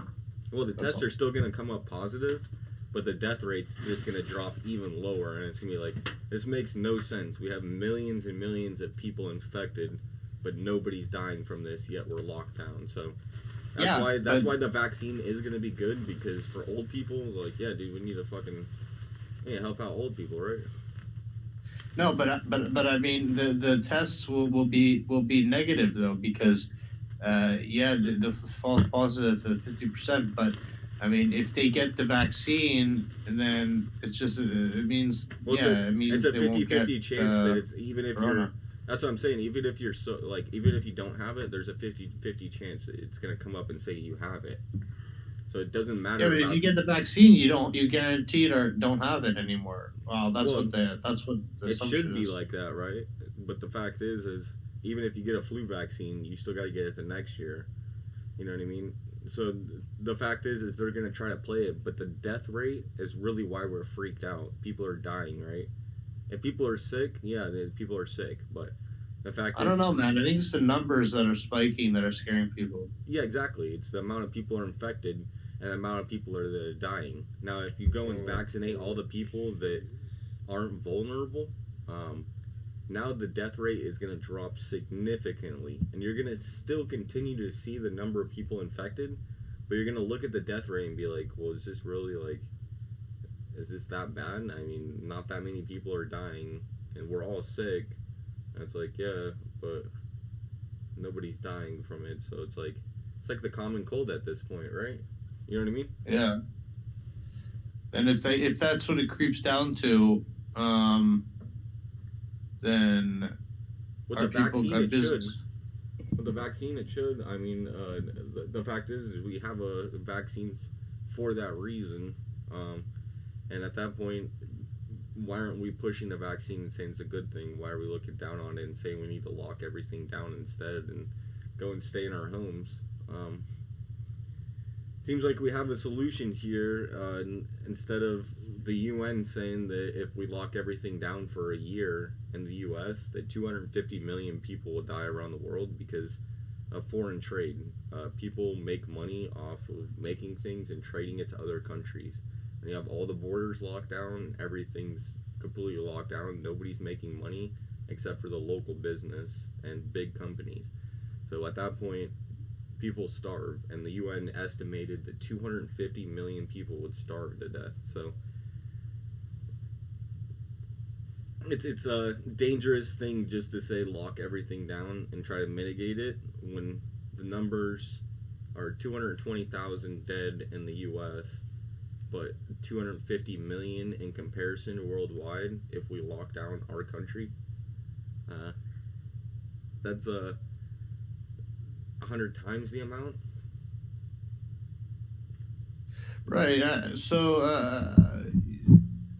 I mean, like it seems that they want to keep everything locked down, but I don't know, man. I think if people want to open back up pretty soon, and I think with the vaccine coming out, that's going to give an excuse for people to say, to open back up again. Why do they want to lock it down for a year only? Why don't they want to lock it down for longer?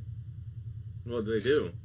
That's why it's 15 days to slow the spread, and we're 8 months in right now. I mean,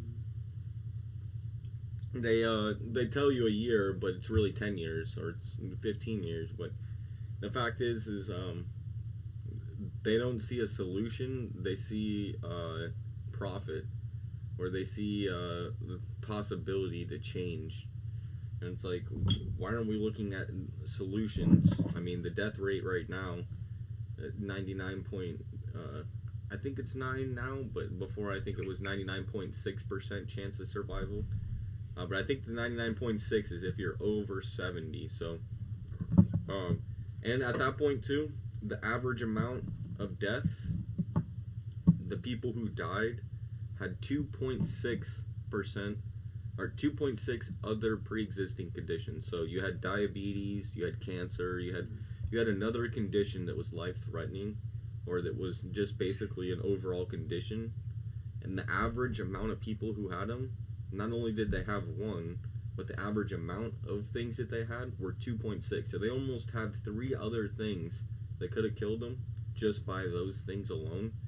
And then they got the COVID and they died.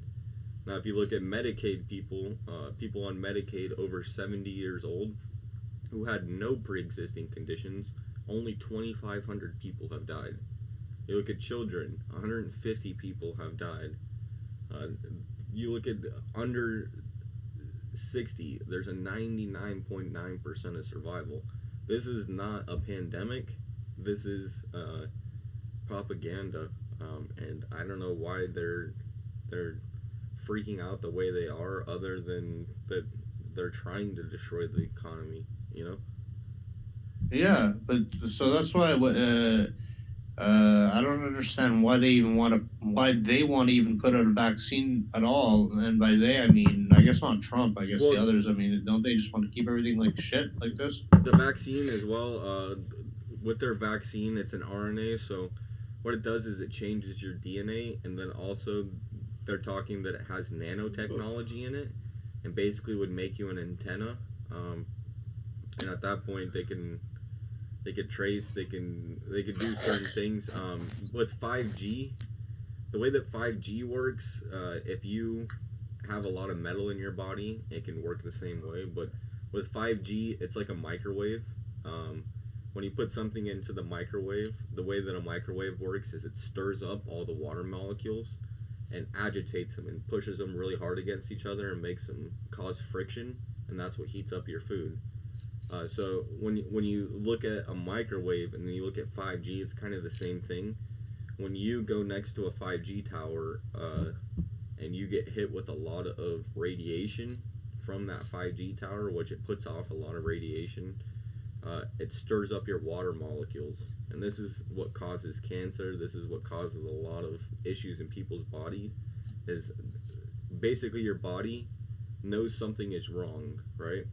And your body tries to fix what is wrong, and it doesn't see anything different other than your water molecules, which are already there. So it can't really say something's wrong with them because they're already there. So it tries to attack the next closest thing, which is either any one of your orifices, which is basically your mouth. You're bringing in air. It's foreign. It's the only thing foreign in your body, and your body's freaking out and getting affected by something. And so this is why it causes a respiratory issues, because your body is taking in something foreign and it tries to reject that. So now it's a cause in your throat where you're bringing in something foreign. It's the only thing different that your body sees, because your body's still normal. It's just agitating yourself. It's like going through radiation. Chemotherapy does the same thing. And it basically is looking at anything possible that's causing harm, and it looks at the oxygen because that's the only thing that's foreign, and so that's why it starts with the respiratory issue. But really, it's your agitation of your cells that's causing it, and when you have agitation in your cells and then weak immunity or a virus that's low, it can cause different issues, you know what I mean? It starts a chain reaction, and it all starts basically with the 5G, and with the vaccine, what they're pushing with Moderna, it would basically attach you to that antenna easier with the nanotechnology and make you an antenna to bring in more of that agitation in your body. You know what I mean?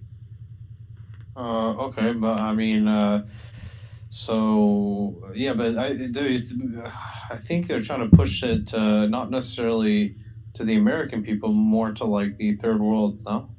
Oh, and everybody. Everybody's freaked out right now. Coronavirus is a worldwide thing. It doesn't matter where you are. They're pushing it to everybody. And if you can go and convince everybody that it's that important, everybody will take the vaccine, and at that point, you cause more issues in the body. And with their Green New Deal, I don't know if you heard of the Green New Deal. The first line in the Green New Deal is population control. In a sense, basically they're trying to control the population, and when your population is too big, it's 1,000 ants versus one beetle. You know what I mean? Definitely 1,000 ants are gonna win if they all stood up against the one beetle. So you got to mitigate the population, and when there's too many people, revolution is very easy to happen and very hard to control when everybody's on one side and you're one beetle. You know what I mean? Uh-huh. Interesting. So then, do you think that, but do you think when the vaccine, because, I mean, is Trump's vaccine the same thing, or? I don't know. I haven't looked into his vaccine, but what I would suggest, if everybody in the media and the left stream is saying don't take his vaccine, and then Moderna comes out with one, and now they're saying, oh, look at Moderna has a vaccine. It tells me there's definitely something a little bit different. It's not exactly what they wanted. It's a novel virus, but the vaccine actually is not too hard to do because it has simple symptoms, and so you basically attack the simple symptoms, and if you can mitigate the symptoms of spread, that's all you really need to do with a vaccine, because it allows you not to get it, but also not to spread it if you're asymptomatic. So at that point, it really doesn't matter. The vaccine should be really simple, and for them just to even say no on one and then the other yes. With Moderna, they've had this for years, and they could have punted it out a lot sooner. But it's testing and everything, and they haven't done that. But once Trump started his warp speed, I guess they started as well, because that was the overall goal. But at this moment, see what you can do without even putting something out, because you got to spend money on that. You know what I mean?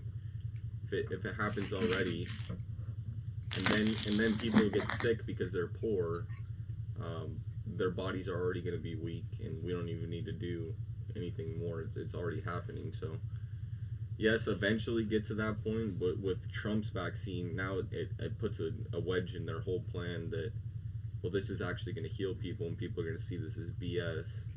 So we need to put our shit out and get more people sick. In my opinion, I don't know if that's true, but that's basically what I see it as, is if they can get everybody mic'd up basically to these towers, because they put nanotechnology and makes you into a fucking little antenna to hook up with these 5G towers. That's you being inside of a microwave. It's gonna stir your shit up like no other, and your body's not gonna be able to do anything because it's all normal shit that's already in your body. It's just your body's freaking out, thinking something's wrong, and the only thing foreign is your mouth, your orifices, everything you're taking in from the outer, and it's going to reject everything and think that oxygen's bad. That's why when you get hooked up to a ventilator, more people are dying, and ventilators turn out to be bad, is because they were fucking choking on oxygen. The body was trying to get rid of the oxygen, pulling more CO2, and it's a whole fucked up thing, dude. They got it planned out. They've been planning this since 1990. Fauci and Bill Gates put in a bill that basically in the US, if you get fucked up from a vaccine and it kills you, you cannot sue the vaccine. You cannot do anything to get litigation. There was later on put together a council basically that they can decide to give you money, but the courts cannot legally go and force them to do it. You have to go through this company, and they'll decide if you deserve money. But the fact is they've already backed themselves up too. It was in the 90s, and now you push propaganda to show everybody that pandemic, radioactive, everything is going to be bad. Stay healthy. It's a long battle they've been fighting, and they've been setting up for it for a while, and Trump was a wedge, and now that he's got the vaccine out and record timing, of course they're gonna put their vaccine out right after. I bring it back to, why do we have two different vaccines? That's never happened before. Yeah, it's a thing. So I mean, but do you think like things will open back up again when the vaccine comes out?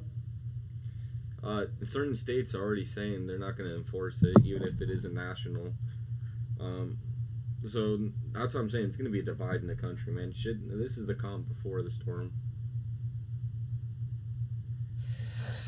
Certain states are already saying if Joe Biden goes in and says, yeah, there's a national mandate for lockdown, there's a national mandate for masks, certain states are saying, yeah, fuck that, we're not going to abide by it, our state will not do that. And they're coming out publicly and already letting the public know Yeah, we will not abide by this. And when you look at the numbers, it really doesn't make sense. Even it doesn't. even people in blue states, the county or the people are actually speaking out and saying stuff. I mean,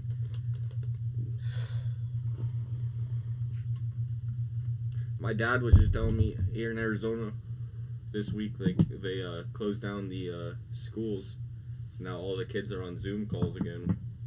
And he called him up because he was having issues setting it up for my little brother. And at the end, he's like, "Yeah, my son just really doesn't like this at all. He can't do it. He wants to be back in school." And the girl told him, like, "Yeah, we get about 600 calls a day of people saying this, exactly, and we agree. We don't like it either, but it's the state regulating us to do this.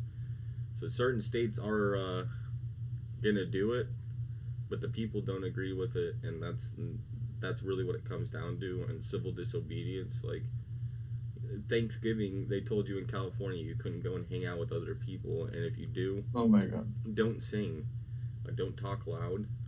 If you're gonna be in the party, don't bring any other food from outside the party. Crazy. Yeah, it's literally insane right now. And people are calling it out, and people see it as bullshit. So a lot of people see it as the coronavirus, and yeah, we need to do our thing. And a lot of people spent Thanksgiving alone this year. I mean, he was telling me it was like the worst fucking Thanksgiving he's ever had. So boring. Me and my cousins usually get fucking drunk and high and do stupid shit. We punched this kid with a fucking boxing gloves like 3 years ago off his bike.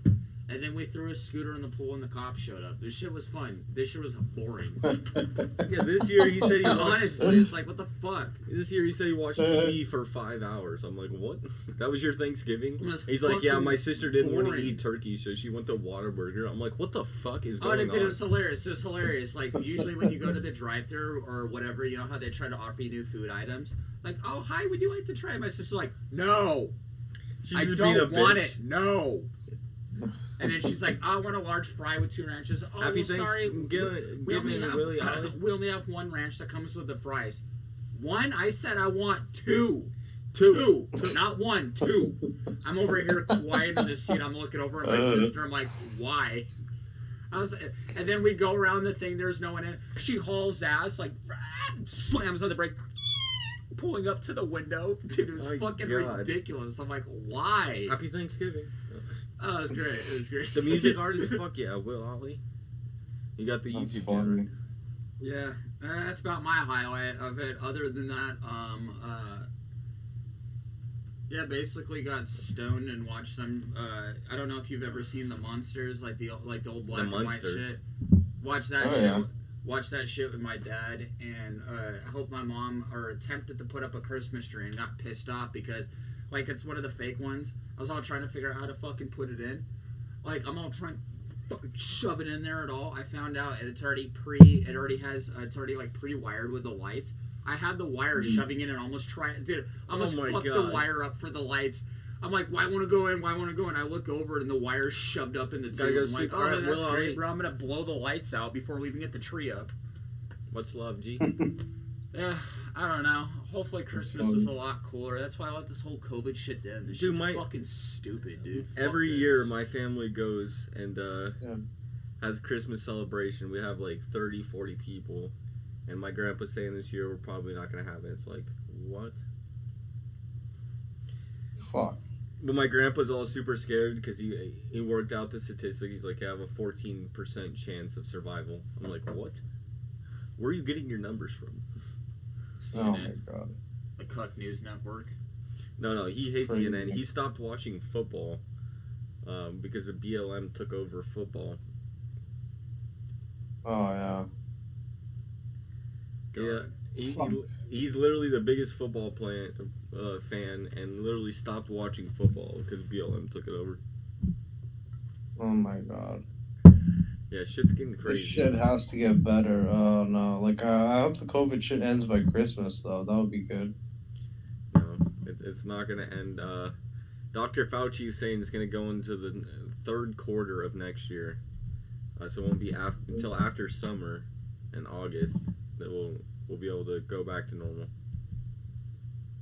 Oh, Yeah, that's the estimate right now from the health organization. Which didn't. Why isn't it normal right now? Sweden, no mask, no lockdown. Right now, their numbers are going up just like ours. But the fact is the death rate super low, just like ours. And overall, they think that Sweden already has herd immunity, basically. And that's what we should be moving towards. When the survival rate's 99.9%, it's better that we get it now than when we're 60 and allow our body to build up immunity for the next fucking 30 years of seasons, that it brings it around and make it like a common cold. mm-hmm. When we lock down, there's a great bit by George Carlin, and he talks about germs. And basically, our germs are warriors. Our bodies are warriors against germs. And when you have a warrior working in a garden his whole life, because you don't ever have any germs, when you actually do get sick, now you're using a gardener to fight in a war instead of a warrior to work in a garden. You know what I mean? Yeah. It comes down to the point that these are warriors, or they're people trying to train, and when you do allow germs to come into your body, you build up immunity because your immune system is going to be stronger. What I do on a daily basis, Nikola Tesla brought up the point of the common cold. When a baby gets the common cold, it can kill the baby, but after so many years, the baby gains immunity and it becomes common. So he said with a shot of whiskey, 1 shot a day, it actually breaks down your immunity very bad. Oh, hell, we're good then. Oh, yeah. So listen though. When you take the 1 shot a day, it's just like a baby getting the common cold. The first time you take a shot, you're fucked up. When you take too much, maybe 2 or 3, not even as much as you can do now. But when you first do it, your body rejects it. When you overdo it, that's when it's bad. But if you were just to take the 1 shot, now your body is introduced to something that it has to attack. And next time you do it, your body's going to understand it better. So after doing it so many times, Nikola Tesla said that he would live an extra 20 or 30 years by taking a shot a day, because he's building his immunity up by the most detrimental thing. When you put alcohol in something, it kills every bacteria, it kills everything, you know what I mean? Yeah. It's super deadly to bacteria or to your cells in your body. But with how many cells you have, you can kill off a couple, and the things that are killing it off is your immunity. It's trying to battle against it, and that's why you get drunk, because your body is basically going into a state of resistance. It makes so much sense.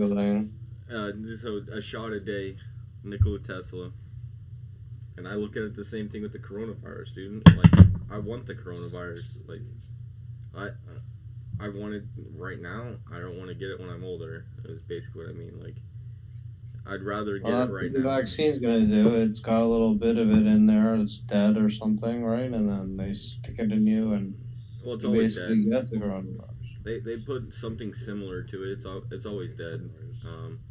They basically just allow your body to have a small portion, but viruses aren't actually alive. Viruses, they have to go through a certain test to actually become a virus, and there's nothing on the books that actually pass that test. So when they say it's a virus, they call it a novel virus. And the reason they say novel instead of an actual virus is because they have no idea. It's ever changing, and they cannot have it actually pass the test to certify it as an actual virus. So this is the issue with viruses, and the way they put it out is it's novel, which means we can never actually mitigate it, because it's going to change. It'll turn into something different. it evolves and becomes something different. It's novel. We can't actually put our finger on exactly what it is or how it spreads. We can take statistics and try to figure it out, but when it breaks down to it, we really can't do much because it's novel. It's gonna change again. So you can give a small dose of something that is the basics of it and try to build up your immunity for it, which is a vaccine. But in the long run, you're just mitigating a small portion of it so that when it actually does happen, your body is able to attack against it before it builds into something worse. Fucking shit. Yeah. So it really does nothing for you unless you're vulnerable, and that's why the first people gonna get it are people who are vulnerable. Mm-hmm.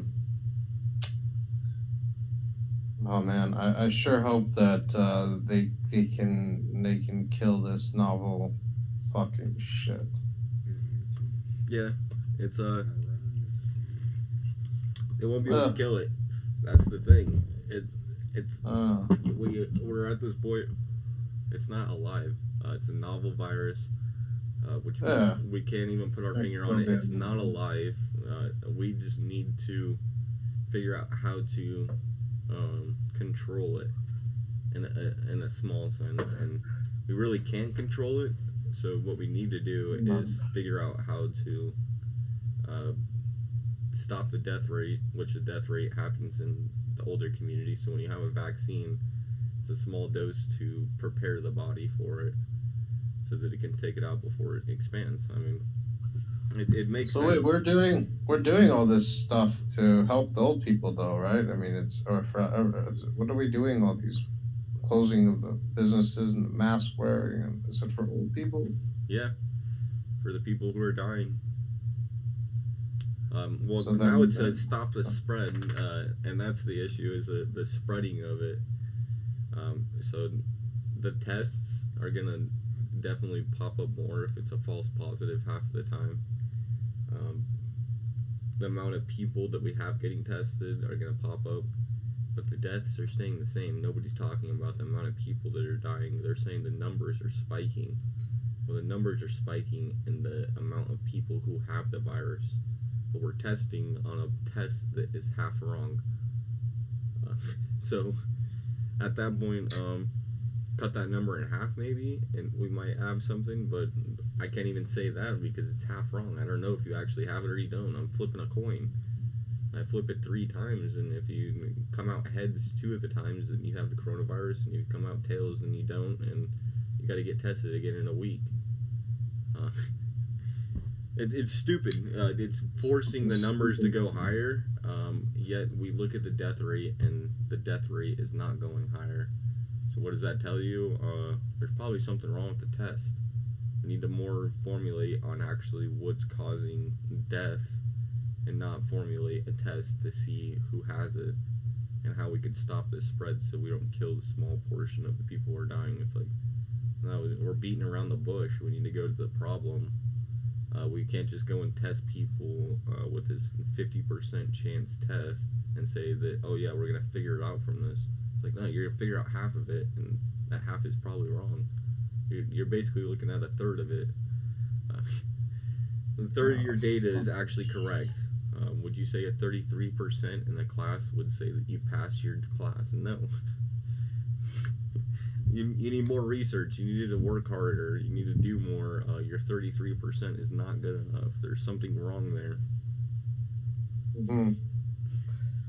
Jesus Christ. They have to fucking resolve this shit.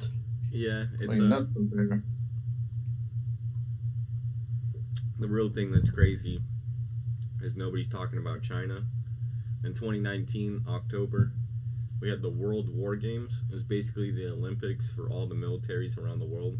They go and get into a certain area and they do like capture the flag or like paintball fucking scrimmages and different little tactics to try to be the best military.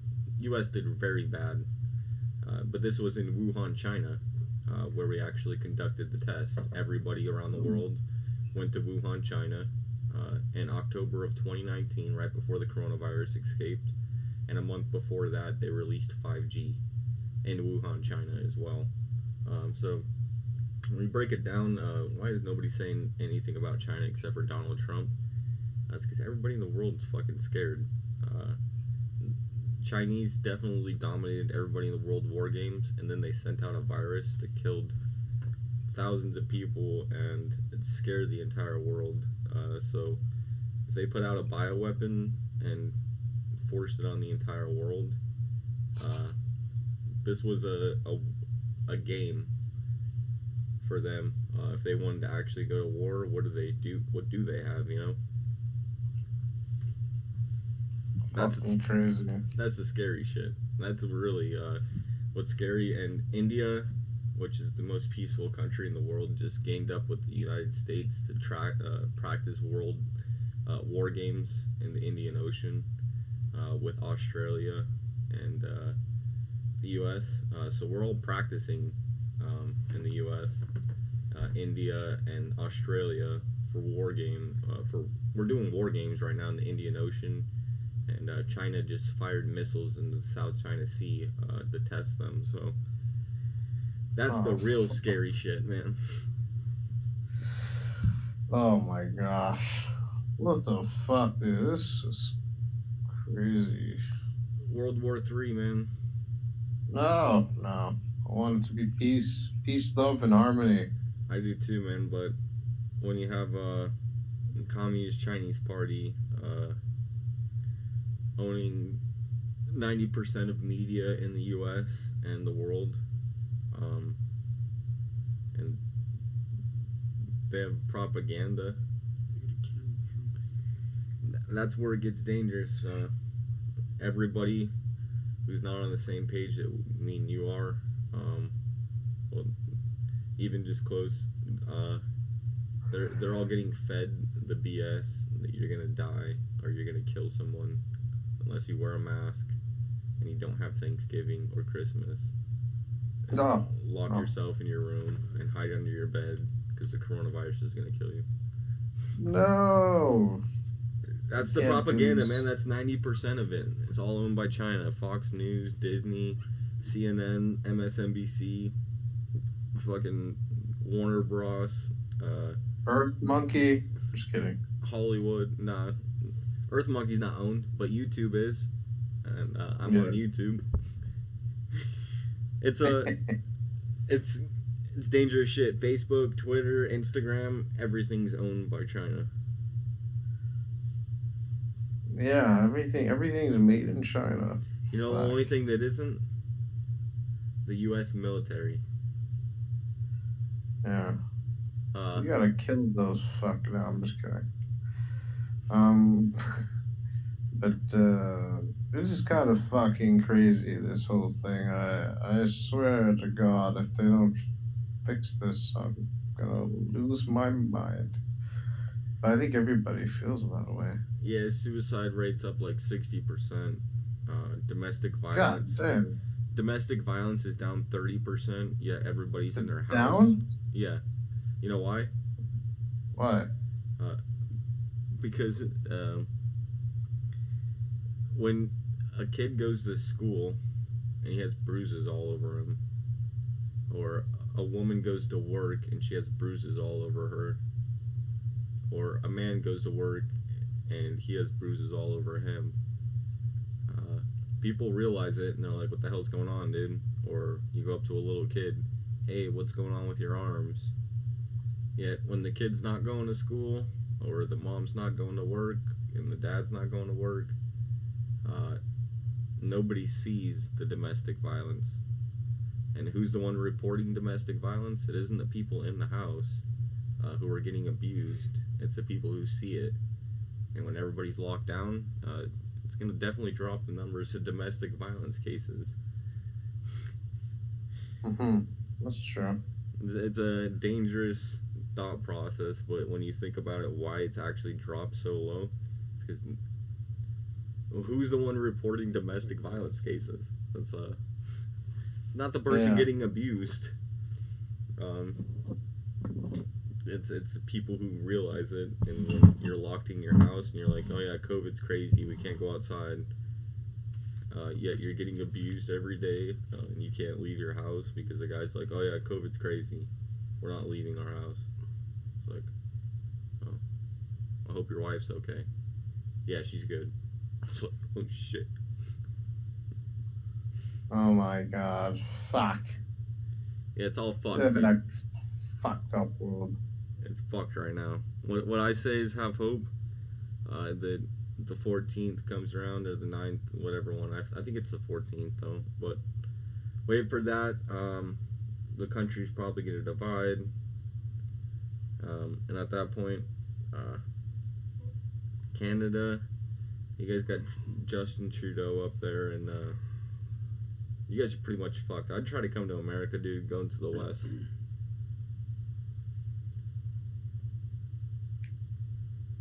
Yeah. Justin Trudeau had a whole fucking speech, and he looked like he was in the Hunger Games, putting on a speech about the Great Reset. I mean, that dude He is such a tool. that shit is dangerous. Did you see that Yeah. video he did?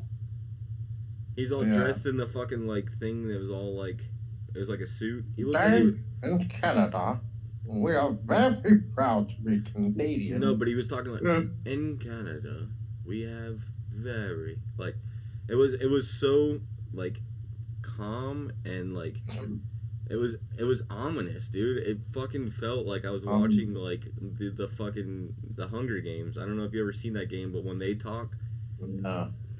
it's basically 13 colonies, and those 13 colonies make everything for one city, and all the city is just rich people who own all the colonies. And when they go and put out messages, it looks just like that. It's like some guy who's super pristine and perfectly cut and has all the nicest clothing, and he's coming out and he's being calm, and he's telling you you have to obey or you will die. And it's like, oh my god, dude. Oh god, I hate Justin. I hate his guts. But it's okay. Dude, you didn't like when he I did bet- blackface? What's that? You didn't like when he did blackface? Oh, that was quite funny. That was actually quite entertaining. That guy is a fucking psycho, I know, but yeah, I would never do that. But Dangerous dude, Fuck. man. yeah, he's a fucked up idiot. He also harassed or abused a woman at Parliament, but they didn't get him in trouble for that. He slapped her ass or hit her or something. I don't know what. Yeah, rules He's for a thee, fucking idiot. rules for thee, but not for me, right? Exactly. Rules for me, but not for thee. Rules for me, but not for thee. Exactly. They impose rules on you, and if you fuck up, you're dead. But when they fuck up, no, I didn't fuck up. Yeah. I gotta He's take, okay. I gotta take a piss, man. Yeah, like if I get one more of these. Alright.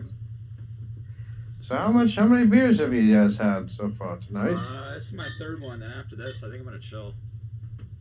Nice. Probably go Now, pass out in a bit. yeah, shit makes you tired, I know. Oh hell yeah, it does. That I don't know. I didn't really feel the best today. Anyways, I kind of woke up, and I don't know if I'm getting sick or what. I don't know. I feel kind of weak and shit, really, and I don't know. I have a fucking pounding headache all day. But Really? Fucking hell, man. What time did you wake up at? I got up at like 11:30. But this whole week I was trying out a new job. I was trying HVAC and stuff, and wasn't a fan of it. Ended up leaving, but I was having to get up at like fucking 4 o'clock in the morning because like to do that you work in an attic. Like you want to start early because if not, it fucking blows outside. It really does. And being in the attic's really not even any better because there's no airflow up there at all, and you have like a tight space to work in. It's like fuck.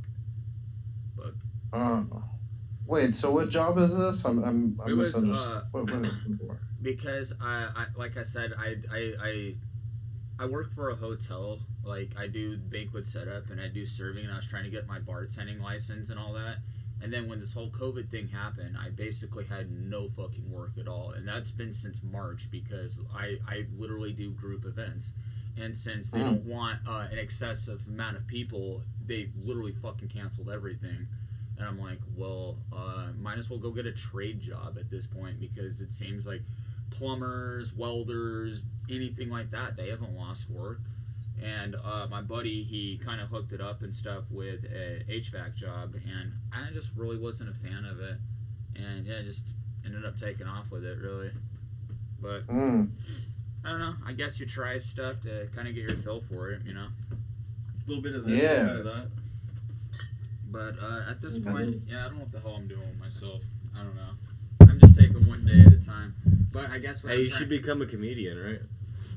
Yeah, definitely. Honestly, it's taken me some time just to even get over the fact of being nervous of being on a camera because it always killed me. I mean, I feel like the alcohol helps a lot, to be honest, but at the same time, it's still absolutely, because he's telling me that I should just go to one of the improv things to do stand-up in front of a crowd. Dude, I'm you like, gotta try holy it. You'll fucking never know crap, if you don't man. try, dude. Yeah, I but think that dude, would be a great idea. I don't know, man. I guess it's basically my own fear holding me back. That's all it is, really. But I don't know what to expect. Yeah. Like I said, when I was in middle school, we took this. It was public speaking. Oh my god, I hated that damn class. Every time I went up there, You know what the best thing to do, though? horrible. The shit that actually challenges you is usually what you turn your back to, and you try to stick to something that's comforting. But when you do push yourself, you grow. So when you do have that feeling of, oh my god, oh my god, oh my god, at that point, it's a growth moment. And so when you do actually push past that moment, it becomes easier the next time you do it. And the next time you do it, and the next time. And then eventually it just doesn't even matter. Same thing when I first got on the camera. It's like, dude, it's super scary. Like, well, I don't know what to say. I don't know what to do. But now it's like, dude, fuck it, dude. Basically, just speak what's on your damn mind. That's true. It's anytime you get that feeling of anxiety, it's like when you talk to a girl, when you get into a fight, anytime you have that feeling, it's your body preparing itself. But then at the same point, if you push past that, it's a growth moment because next time it happens, you're not going to be as freaked out because you understand it more. You know what I mean? Yes, that's true. But I know about all that. There's a level of confidence that you could attain without even going through those anxiety moments, though, where you know it's like an external thing. I think as well, if it makes any sense. For instance, if you're feeling down because of an insecurity you may have, but it has nothing to do with that person you're speaking with. You just feel like it may pop up in the conversation or show its ugly face, you know. But if you can resolve that external issue, then your anxiety would go away too. Oh yeah, very very true. I just feel it's usually you don't get that anxiety feeling, and when that anxiety feeling does go, it's a fight or flight. It's basically, are you gonna attempt to take care of it? Do you have to take care of it, or can you run? And running might be a good thing. Sticking around or having to do something might be the option because you can't do anything else. But when it breaks down to it's a fight or flight when you get the anxiety. And when you look at it with our society today, usually it's not a fight. It's more so that you're able to survive it. So really, you really don't have to fight it. It's an internal fight. It's you yourself who's fighting it. It's not that you have to fight for survival, but most people still run because they don't want to. They don't have the normal fight or flight to where they're fighting more often than they're running because they have to survive. Now I'm comfortable. I can stick to what I'm doing, and I don't need to be in this situation. So I'm gonna run. Or flight more so, you know what I mean? Yeah, absolutely. It breaks down to the willingness to actually confront it, and with the way that we're living, we should be fighting every time we get anxiety, because we really don't live in a, unless, I mean, not fighting actual physical fight, but more so like when you talk to a girl, or when you get anxiety for being on camera, when you feel embarrassed, we don't fight those when we should, because embarrassment is our new vulnerability. We're not gonna die. We're gonna be killed in popularity. So it's not a popularity contest at this point. We should be who we are, and we shouldn't be affected by other people's thoughts. We should be affecting other people's thoughts, or helping them and through their emotion, not trying to help them to see you in a different light. Yes. Yes, that's good. A little bit of this, a little bit of that, then. We need this virus to end so we can actually see each other in person and hang out or run into each other. That'd be dope, dude. Hey, I'll come up to Vancouver. Are you in Vancouver or in Ontario? No, I'm in Quebec. Oh, Quebec. That was gonna be the third one. That's the west side, right? No, that'd be the east. Oh, you're up by New York? Yes, sir. Hell yeah. Have you ever been? Yes, just before the virus, I drove down to New York. We went to New Hampshire, Vermont, New Hampshire, and Maine. Nice. First time? Yeah. What'd you think? It was fucking nice and warm, actually. Even though it was winter time, it was way warmer Yeah. than I expected. Crazily, I mean, but it was nice. It was really cool. That's awesome. How old are you, man? Oh, I'm 29. 29. I'm 26. Yeah. Oh, cool. Fucking yeah.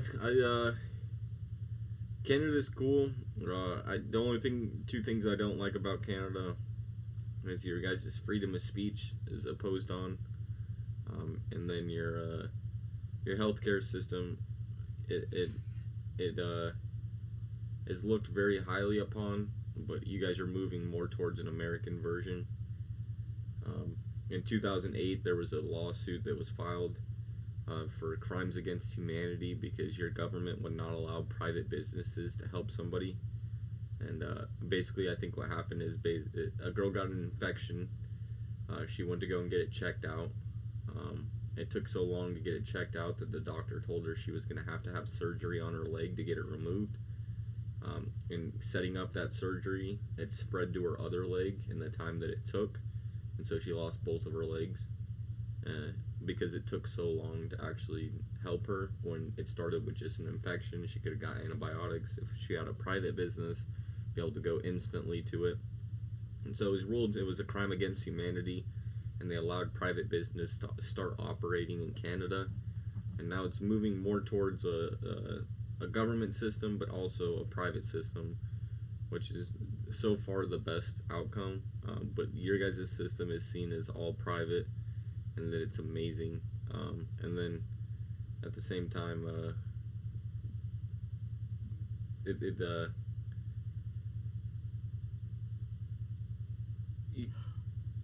the way you guys do the healthcare, and then I forget what my other point was.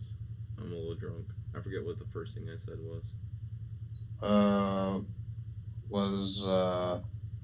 Well, it was we had crimes against humanity. Crimes against humanity, and then what was the other one? Well, it was about the Medicare system, private companies. And then I forget what the other one. Oh, your you freedom made, of you made speech. a point Your where- freedom of speech. If a comedian, which just Fuck recently happened in the last, I think, 6 years there. I don't know exact date, but I want to say it was in 6 to 10 years. Comedian got arrested and prosecuted for saying a joke on stage that went against a certain populace. One guy that I watched, Steven Crowder, when he was growing up, he was growing up in French Canadian, and he Fair wasn't enough. French Canadian, and if he spoke a different language, he would get in trouble at school, and just the overall freedom of speech you guys have, to say that a hate crime is illegal. The way I look at it, if a guy is hateful, I would rather have him say it than for him to hide it, and then I'm hanging out with someone who is hateful, and I have no idea. So I'd rather have him put himself forward, so I know exactly who he is, rather than him have to hide and be secret.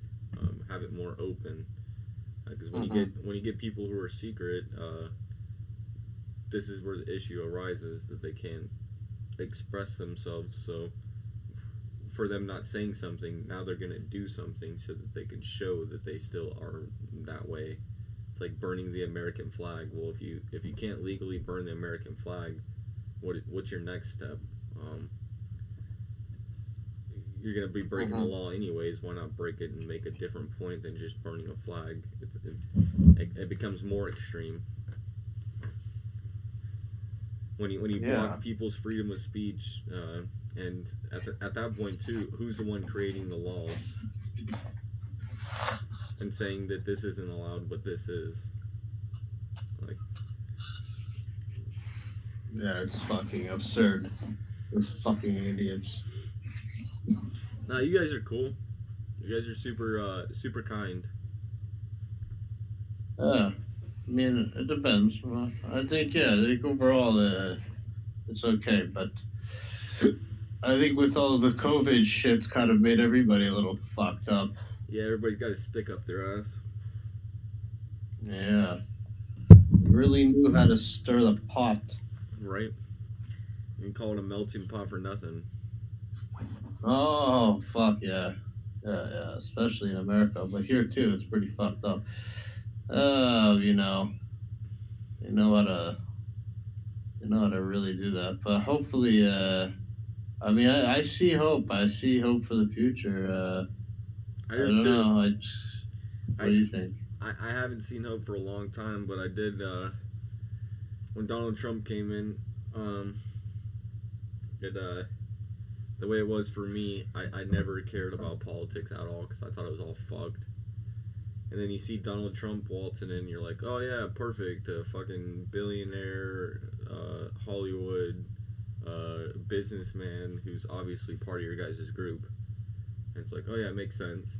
And then what happens is like, no, this guy's horrible. He's Nazi, Germany, Hitler, fucking the devil. This guy's literally piece of shit. Everything we're gonna do, we're gonna pull a Russian hoax because of a PP video that he's pissing on a stripper, and say that he's hooking up with the Russians, and then we're gonna go and say that he's talking to Ukraine, trying to pull deals, and colluding with Ukraine, and just everything.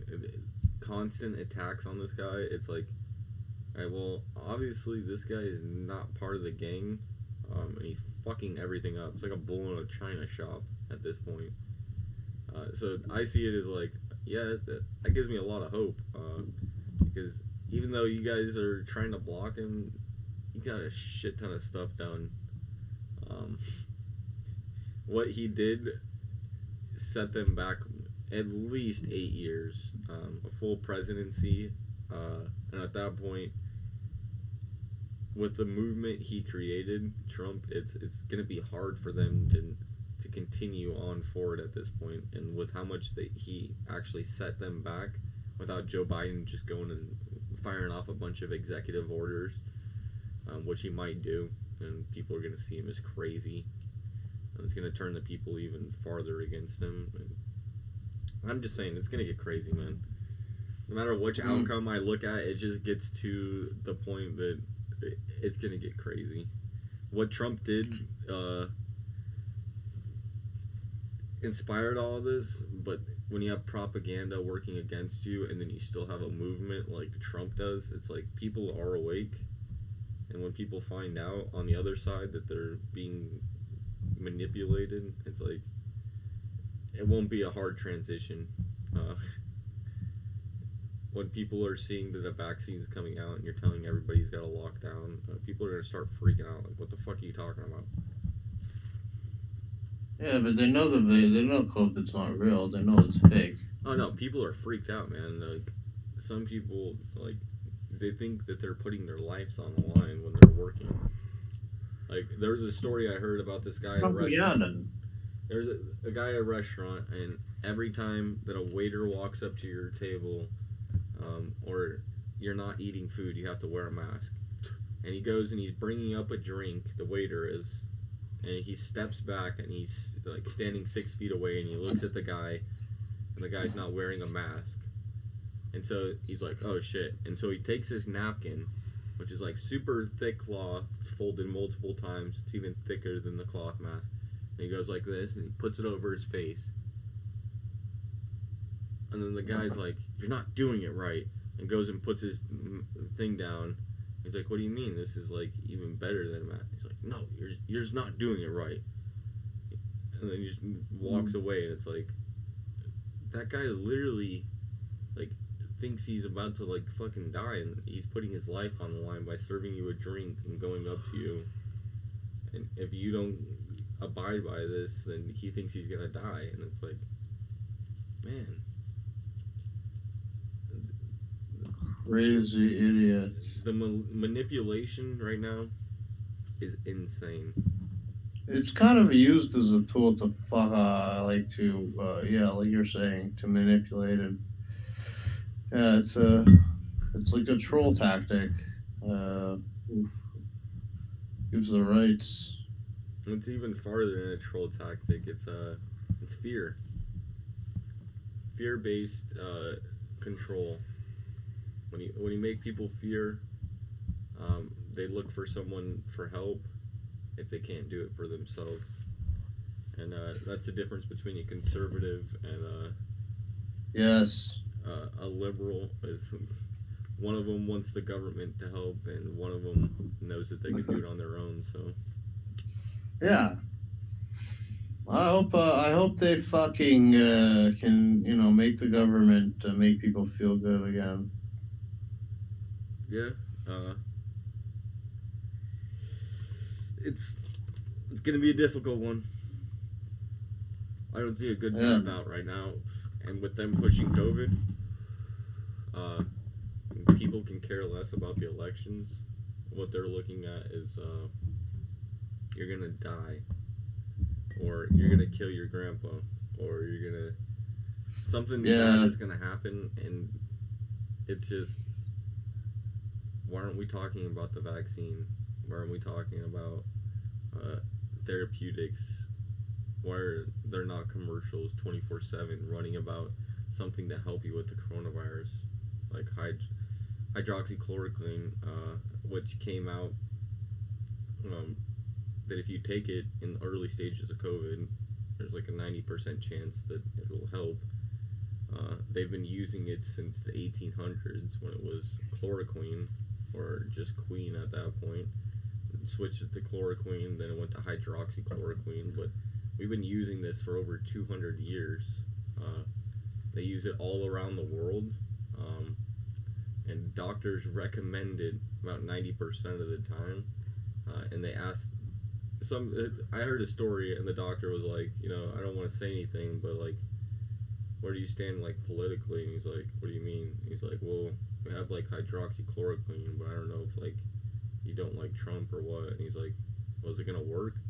He's like, well, yeah, it's like really shown to do really good things. He's like, well, what the fuck does it matter? Give me this shit. Like, what are you talking about? Who cares what the media is telling me or what Trump says? Like, if you're telling me it's gonna work, why would I not take it? It's like, well, I didn't know, like, politically where you stand. I'm like, what are you talking? Like, what?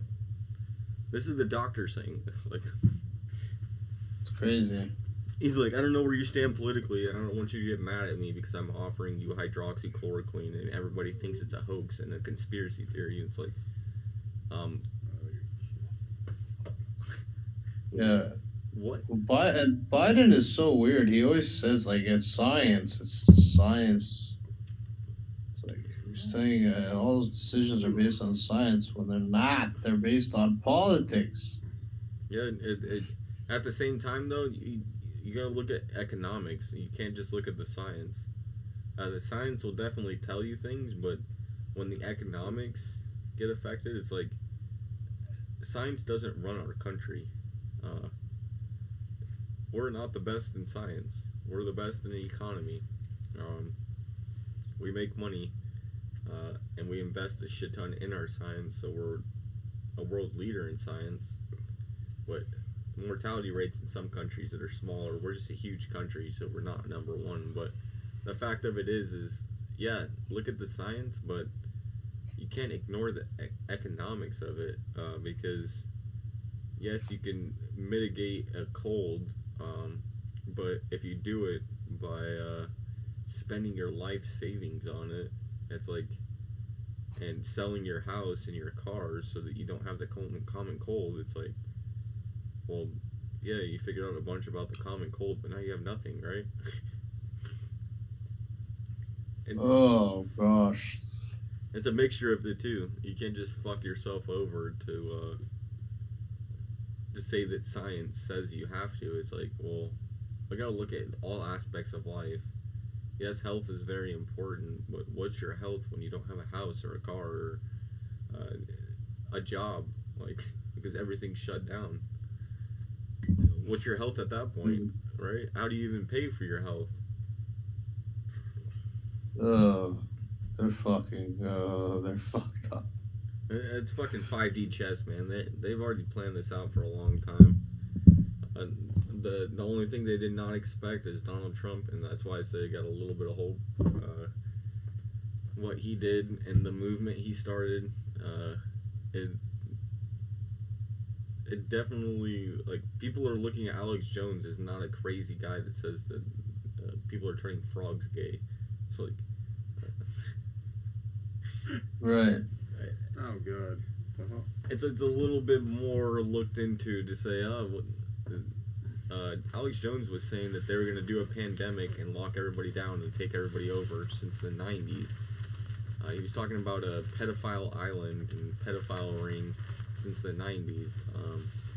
He's been talking about China harvesting organs since the 90s. He's been literally everything that's come out in the last 4 years he's been talking about since the 90s, and everybody called him crazy. And so now it's like, why is everybody talking about this? Why is the mainstream media reporting on it now, saying, oh, some weird conspiracy that possibly comes from this idea? And that, why are they diving into it at all? Why are they giving it any attention?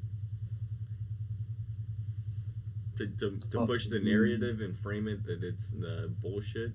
Well, it's been known to be bullshit since the 90s, because Alex Jones has been talking about it for years. So why are we just bringing this up right now? Because everybody's talking about it. Why is everybody talking about it? Because we found a pedophile island, and there's a virus that's about to kill the world, and they're locking everything down. Exactly what he said. Fuck. How do we rebut that? Yeah, Trump. I mean, he's got to be thinking like he's got something up his sleeve. Like he wants this country back. He wants to order. You want to hear a crazy theory? Did you hear about the watermarks? No. What about them?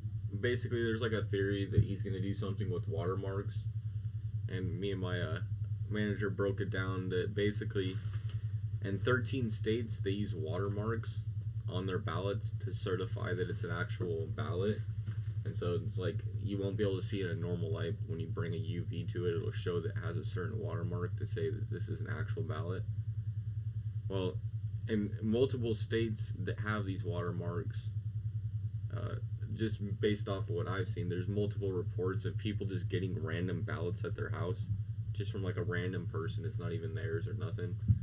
And you could do one of two things when you get a random ballot.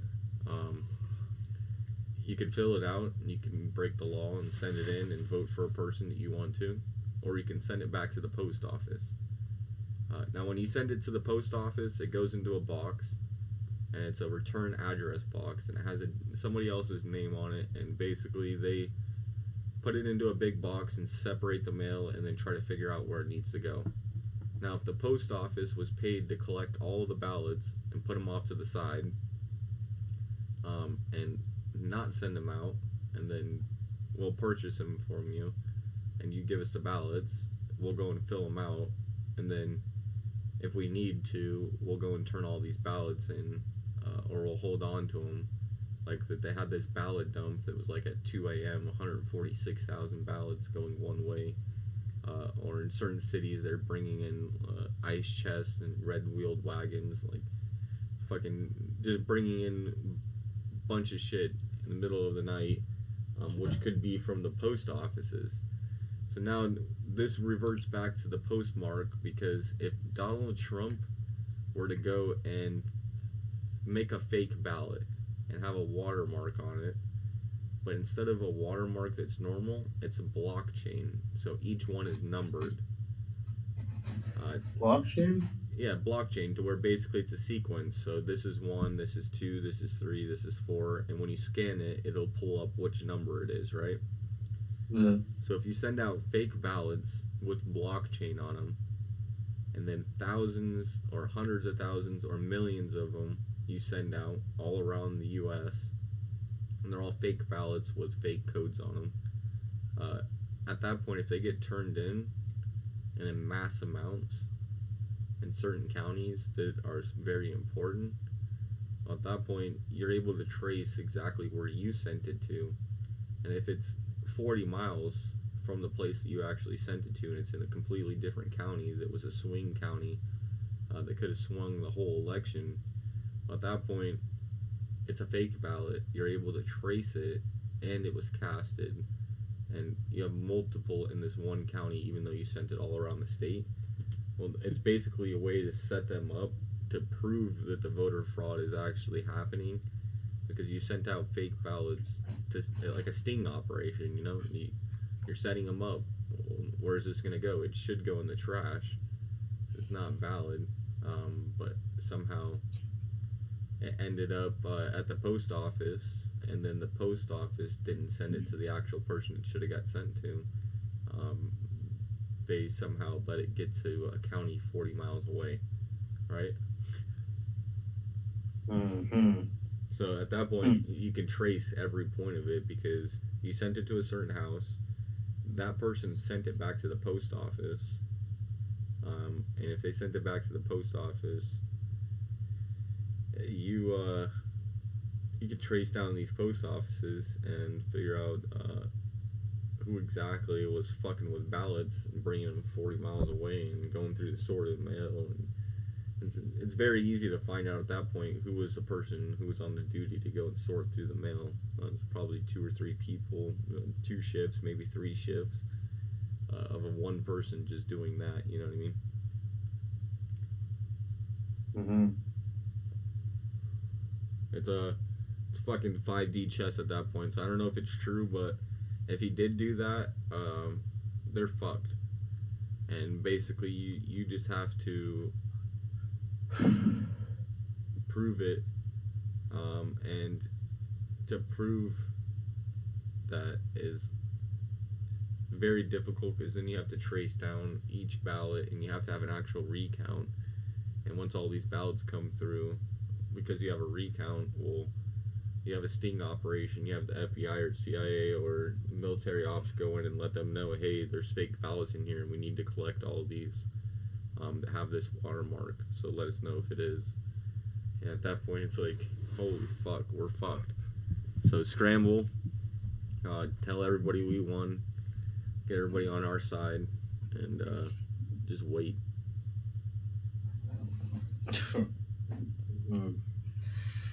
That better happen, man. That better fucking happen.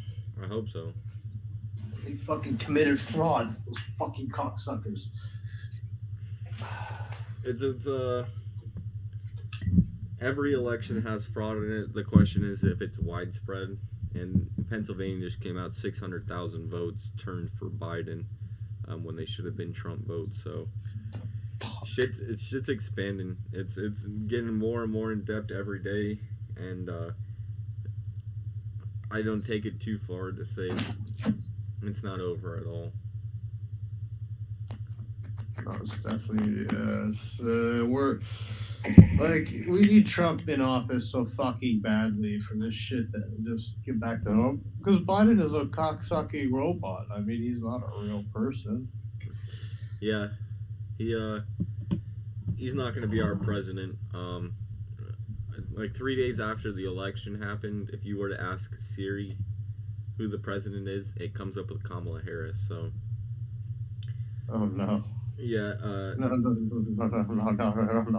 You can't Biden have that. Biden's a Fucking temporary pawn. Biden was a white guy, old white guy, typical politician who served in government for 30, 40 years. It's just known, his name is known. He worked with Barack Obama. He's literally a pawn. Kamala Harris was the first person to drop out of the debates to become president. She called Joe Biden a racist, and then she was battered on by Pete fucking Buttigieg, saying that she was the worst criminal investigator the state of California has ever seen, and her state doesn't even like her, and she's going to be voted out. So the fact is this is all fucking a show. You put up a guy who's been in office for 40 years, the only politician who actually had any seniority, which most people who vote are people who look into politics and what's going on in the last 30 years, but they're told the wrong thing sometimes. But either way, you need someone who is fit for the job, and everybody was different as far as not really having the most experience. He had the most experience as far as politics go, because he's been in it for 40 years, but it was a show, dude. Nobody voted for Joe Biden. They voted for not Donald Trump. The best question you can ask somebody who voted for Joe Biden or who likes Joe Biden, ask them to say one good thing about Joe Biden without saying Donald Trump's name, and they cannot come up with it. It's very difficult for them to do.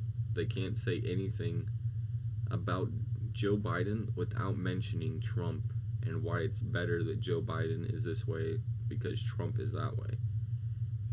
And so it's basically like, I don't like Biden because he's not Hitler. And it's like, okay, I mean, that doesn't really say anything. Everybody is better than Hitler, right? Yeah. You know, we have to wait and wait for this shit to end. It took an entire year, 2020, to resolve itself. What a waste of our time. They really fucking wasted our lives. And you know what's the craziest thing? This started last winter, and we're still counting. And it's now this winter. What happens with the flu? They started over each season, and you have seasons. We're now in 2 seasons, and we're still counting. So is this like a 2-season count? Like, when are we gonna restart the counter, and so we can compare last season to this season? No, we're not restarting it, dude. We need to make the numbers seem high as fuck so everybody freaks the fuck out. Even though when you look at the flu, it's about 6 months is what we study. 6 to 8 months. This is now going on a year and a month. They wanna make it so we experience every goddamn holiday that they came up with this fucking shit, so we really remember it. We're not gonna go one holiday without COVID. Yeah, no, that is the control. They're telling people in California right now that if you see people on Thanksgiving with multiple people at their house, that you call the cops. And oh man, no. What happens when the first person gets the cops called on them, and everybody at the neighborhood sees that they have the cops at their house because they have multiple people? They're gonna do one of two things: we're not throwing a party again, or we're gonna continue to throw parties. And most people are gonna say it's not worth it. We'll just won't throw a party, and hopefully it gets better soon. Yeah, it's crazy. Based on hope. We're hoping this shit returns back to normal. We hope. But what's the solution? Nobody Well, knows. no one has the solution, though. Nobody knows. We're not even working on a solution. Donald Trump's talking vaccine. They're saying Donald Trump's crazy and he probably shouldn't take his vaccine. Yet we're gonna say Moderna's good instead of Pfizer. It's stupid, dude. It's so manipulated and so backward thinking. It's literally hypocritical mixed with just The worst it ever authoritarian. was. They're trying to take control, and the best way to do that is make people poor, because when you're poor, you rely on the government to help you. Yeah. They really, want people to die. Well, that's the least. They know people will die, but the reason why they want people to die is because they don't have enough power to just enact it. Because people will stand up for themselves. And that's why we got the Second Amendment, we got the First Amendment, and our Constitution's fucking solid brick. You can't break that shit, dude. It's tungsten. Greatest document ever written. You gotta move to America. Oh, yeah, dude. I fucking love America, man. And we love Canada too. Canada's like the little brother you gotta stand up for. You guys got It's true. you guys got 30 Even though million. we're higher up than you guys, but yeah. You guys got 30 million people. It's less than the people in California alone. I know. The fact is, if you guys were attacked by any country in the world, You'd be dead. you'd be dead. The reason why you don't get attacked is because America got your back, and we just Oh yeah, you boys are there for us, man. we just brought up the guys. USMCA, fucking basically Donald Trump seen that all the other countries around the world were benefiting, and he's like, why the fuck, like, yeah, America is doing really good. When we look at both of our bordering countries, Mexico can be invaded and taken over, and Canada can be invaded and taken over. So at that point, yeah, we're doing good, but what good are we doing if we could be invaded through the south or the north by a simple switch of government through those countries? So he invented the USMCA to allow, basically incentivize trade through Mexico and Canada. We want to build up our entire continent rather than going to other countries. So if you go to other countries, you're going to have to pay tariffs. But if you go to Canada, it's super cheap to go and start doing it there. If you go to Mexico, it's super cheap to start doing it there. If you start doing trade through them, you're going to profit a lot more. And so the fact is you're not going to China, you're not going to Indonesia, you're not going to Guam, Puerto Rico. You're not, well, those are in the U.S., but or part of the U.S., but Indonesia, where they have child labor, or fucking China, where they have people working 16 cents an hour. It's like, it breaks down to the point, he realizes that America needs to start making its own shit, but at the same time, what good are we if the countries bordering us aren't benefiting as well and becoming better? Like, we should be a top continent.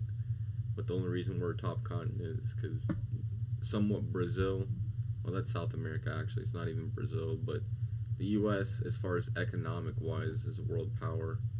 Canada, I don't think they're considered a world power. Mexico, definitely not a world power. It's a few countries that are world power. Brazil's about to become one, which is South America, but they're getting taken over by the Chinese. All of their seaports are all owned by the Chinese. They're fucked, but when it breaks down to it, we need to do better for Canada and Mexico, because if they do better, we do better, because it's a lot cheaper to go and bring something across the border and then send it across the Atlantic. You know what I mean?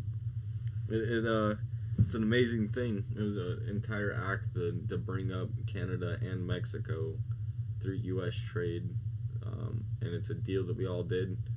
And the 2 times that we did meet up that I seen, Justin Trudeau didn't show up for either one of them, which kind of pissed me off. But Mexico was there, and they called out Canada and was like, "What are you doing? We set this up. We're trying to do better." And Justin Trudeau kind of backed out. So I think Canada's already kind of fallen, but who knows? Yeah, Canada's definitely, we're fucking pussified nation. We don't have any real patriotism there. I think you guys have fallen to China, man. Oh yeah, definitely. China's taking over Vancouver and the whole area for sure.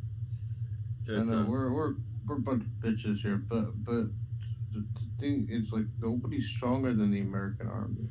There's no one army in the world. Yeah, that's the main thing that everybody in the world is scared of, and that's why they don't attack. But with Biden,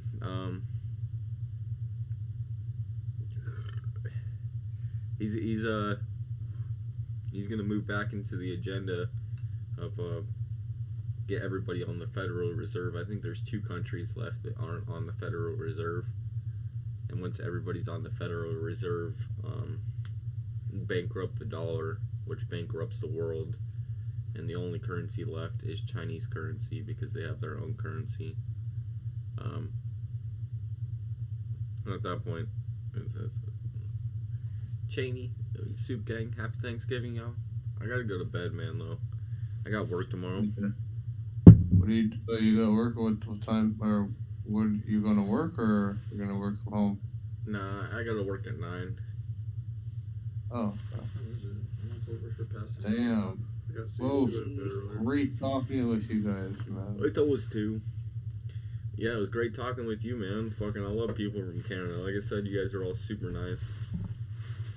Yeah, man. Well, I find you guys really cool too, man. I hope fucking this shit gets resolved pretty soon, though. But hey, in the meantime, check out the channel. We'll be posting some shit up. Definitely. I'm gonna try to get a better setup. I'm kind of in purgatory right now. Not really, but kind of just in the intermediate kind of zone. But in the future, I'm gonna have it all set up. I'm gonna be fucking dope with the background and shit. And we're gonna try to prep it up a little bit, do some skits and shit, and kind of boost it up. But I figured the best we could do is just try to spread happiness. You know what I mean? That's a good thing, man. It's a good start. Yeah. But, dude, follow the Instagram too. You can hit me up on there. If you go on the YouTube, it'll be on there. Okay, cool. It's on the bottom. Right. Fucking, you can message me on there too. Fucking hit me up, man. You seem chill as fuck. Yeah, dude, I'll definitely hit you guys up, man. Hopefully, like I said, the borders can be reopened and, drive down there. Dude, that'd be a fucking far-ass drive. That's true. It'd be, I think, around 36 hours. It'd be a 3-day trip. That'd be cool. Yeah. Nah, take a plane fucking, I don't even know. The borders, yeah, it's gonna be crazy. But we'll wait for the 14th. I'll be streaming again tomorrow. So if you want to come into the chat, fucking come hit it up.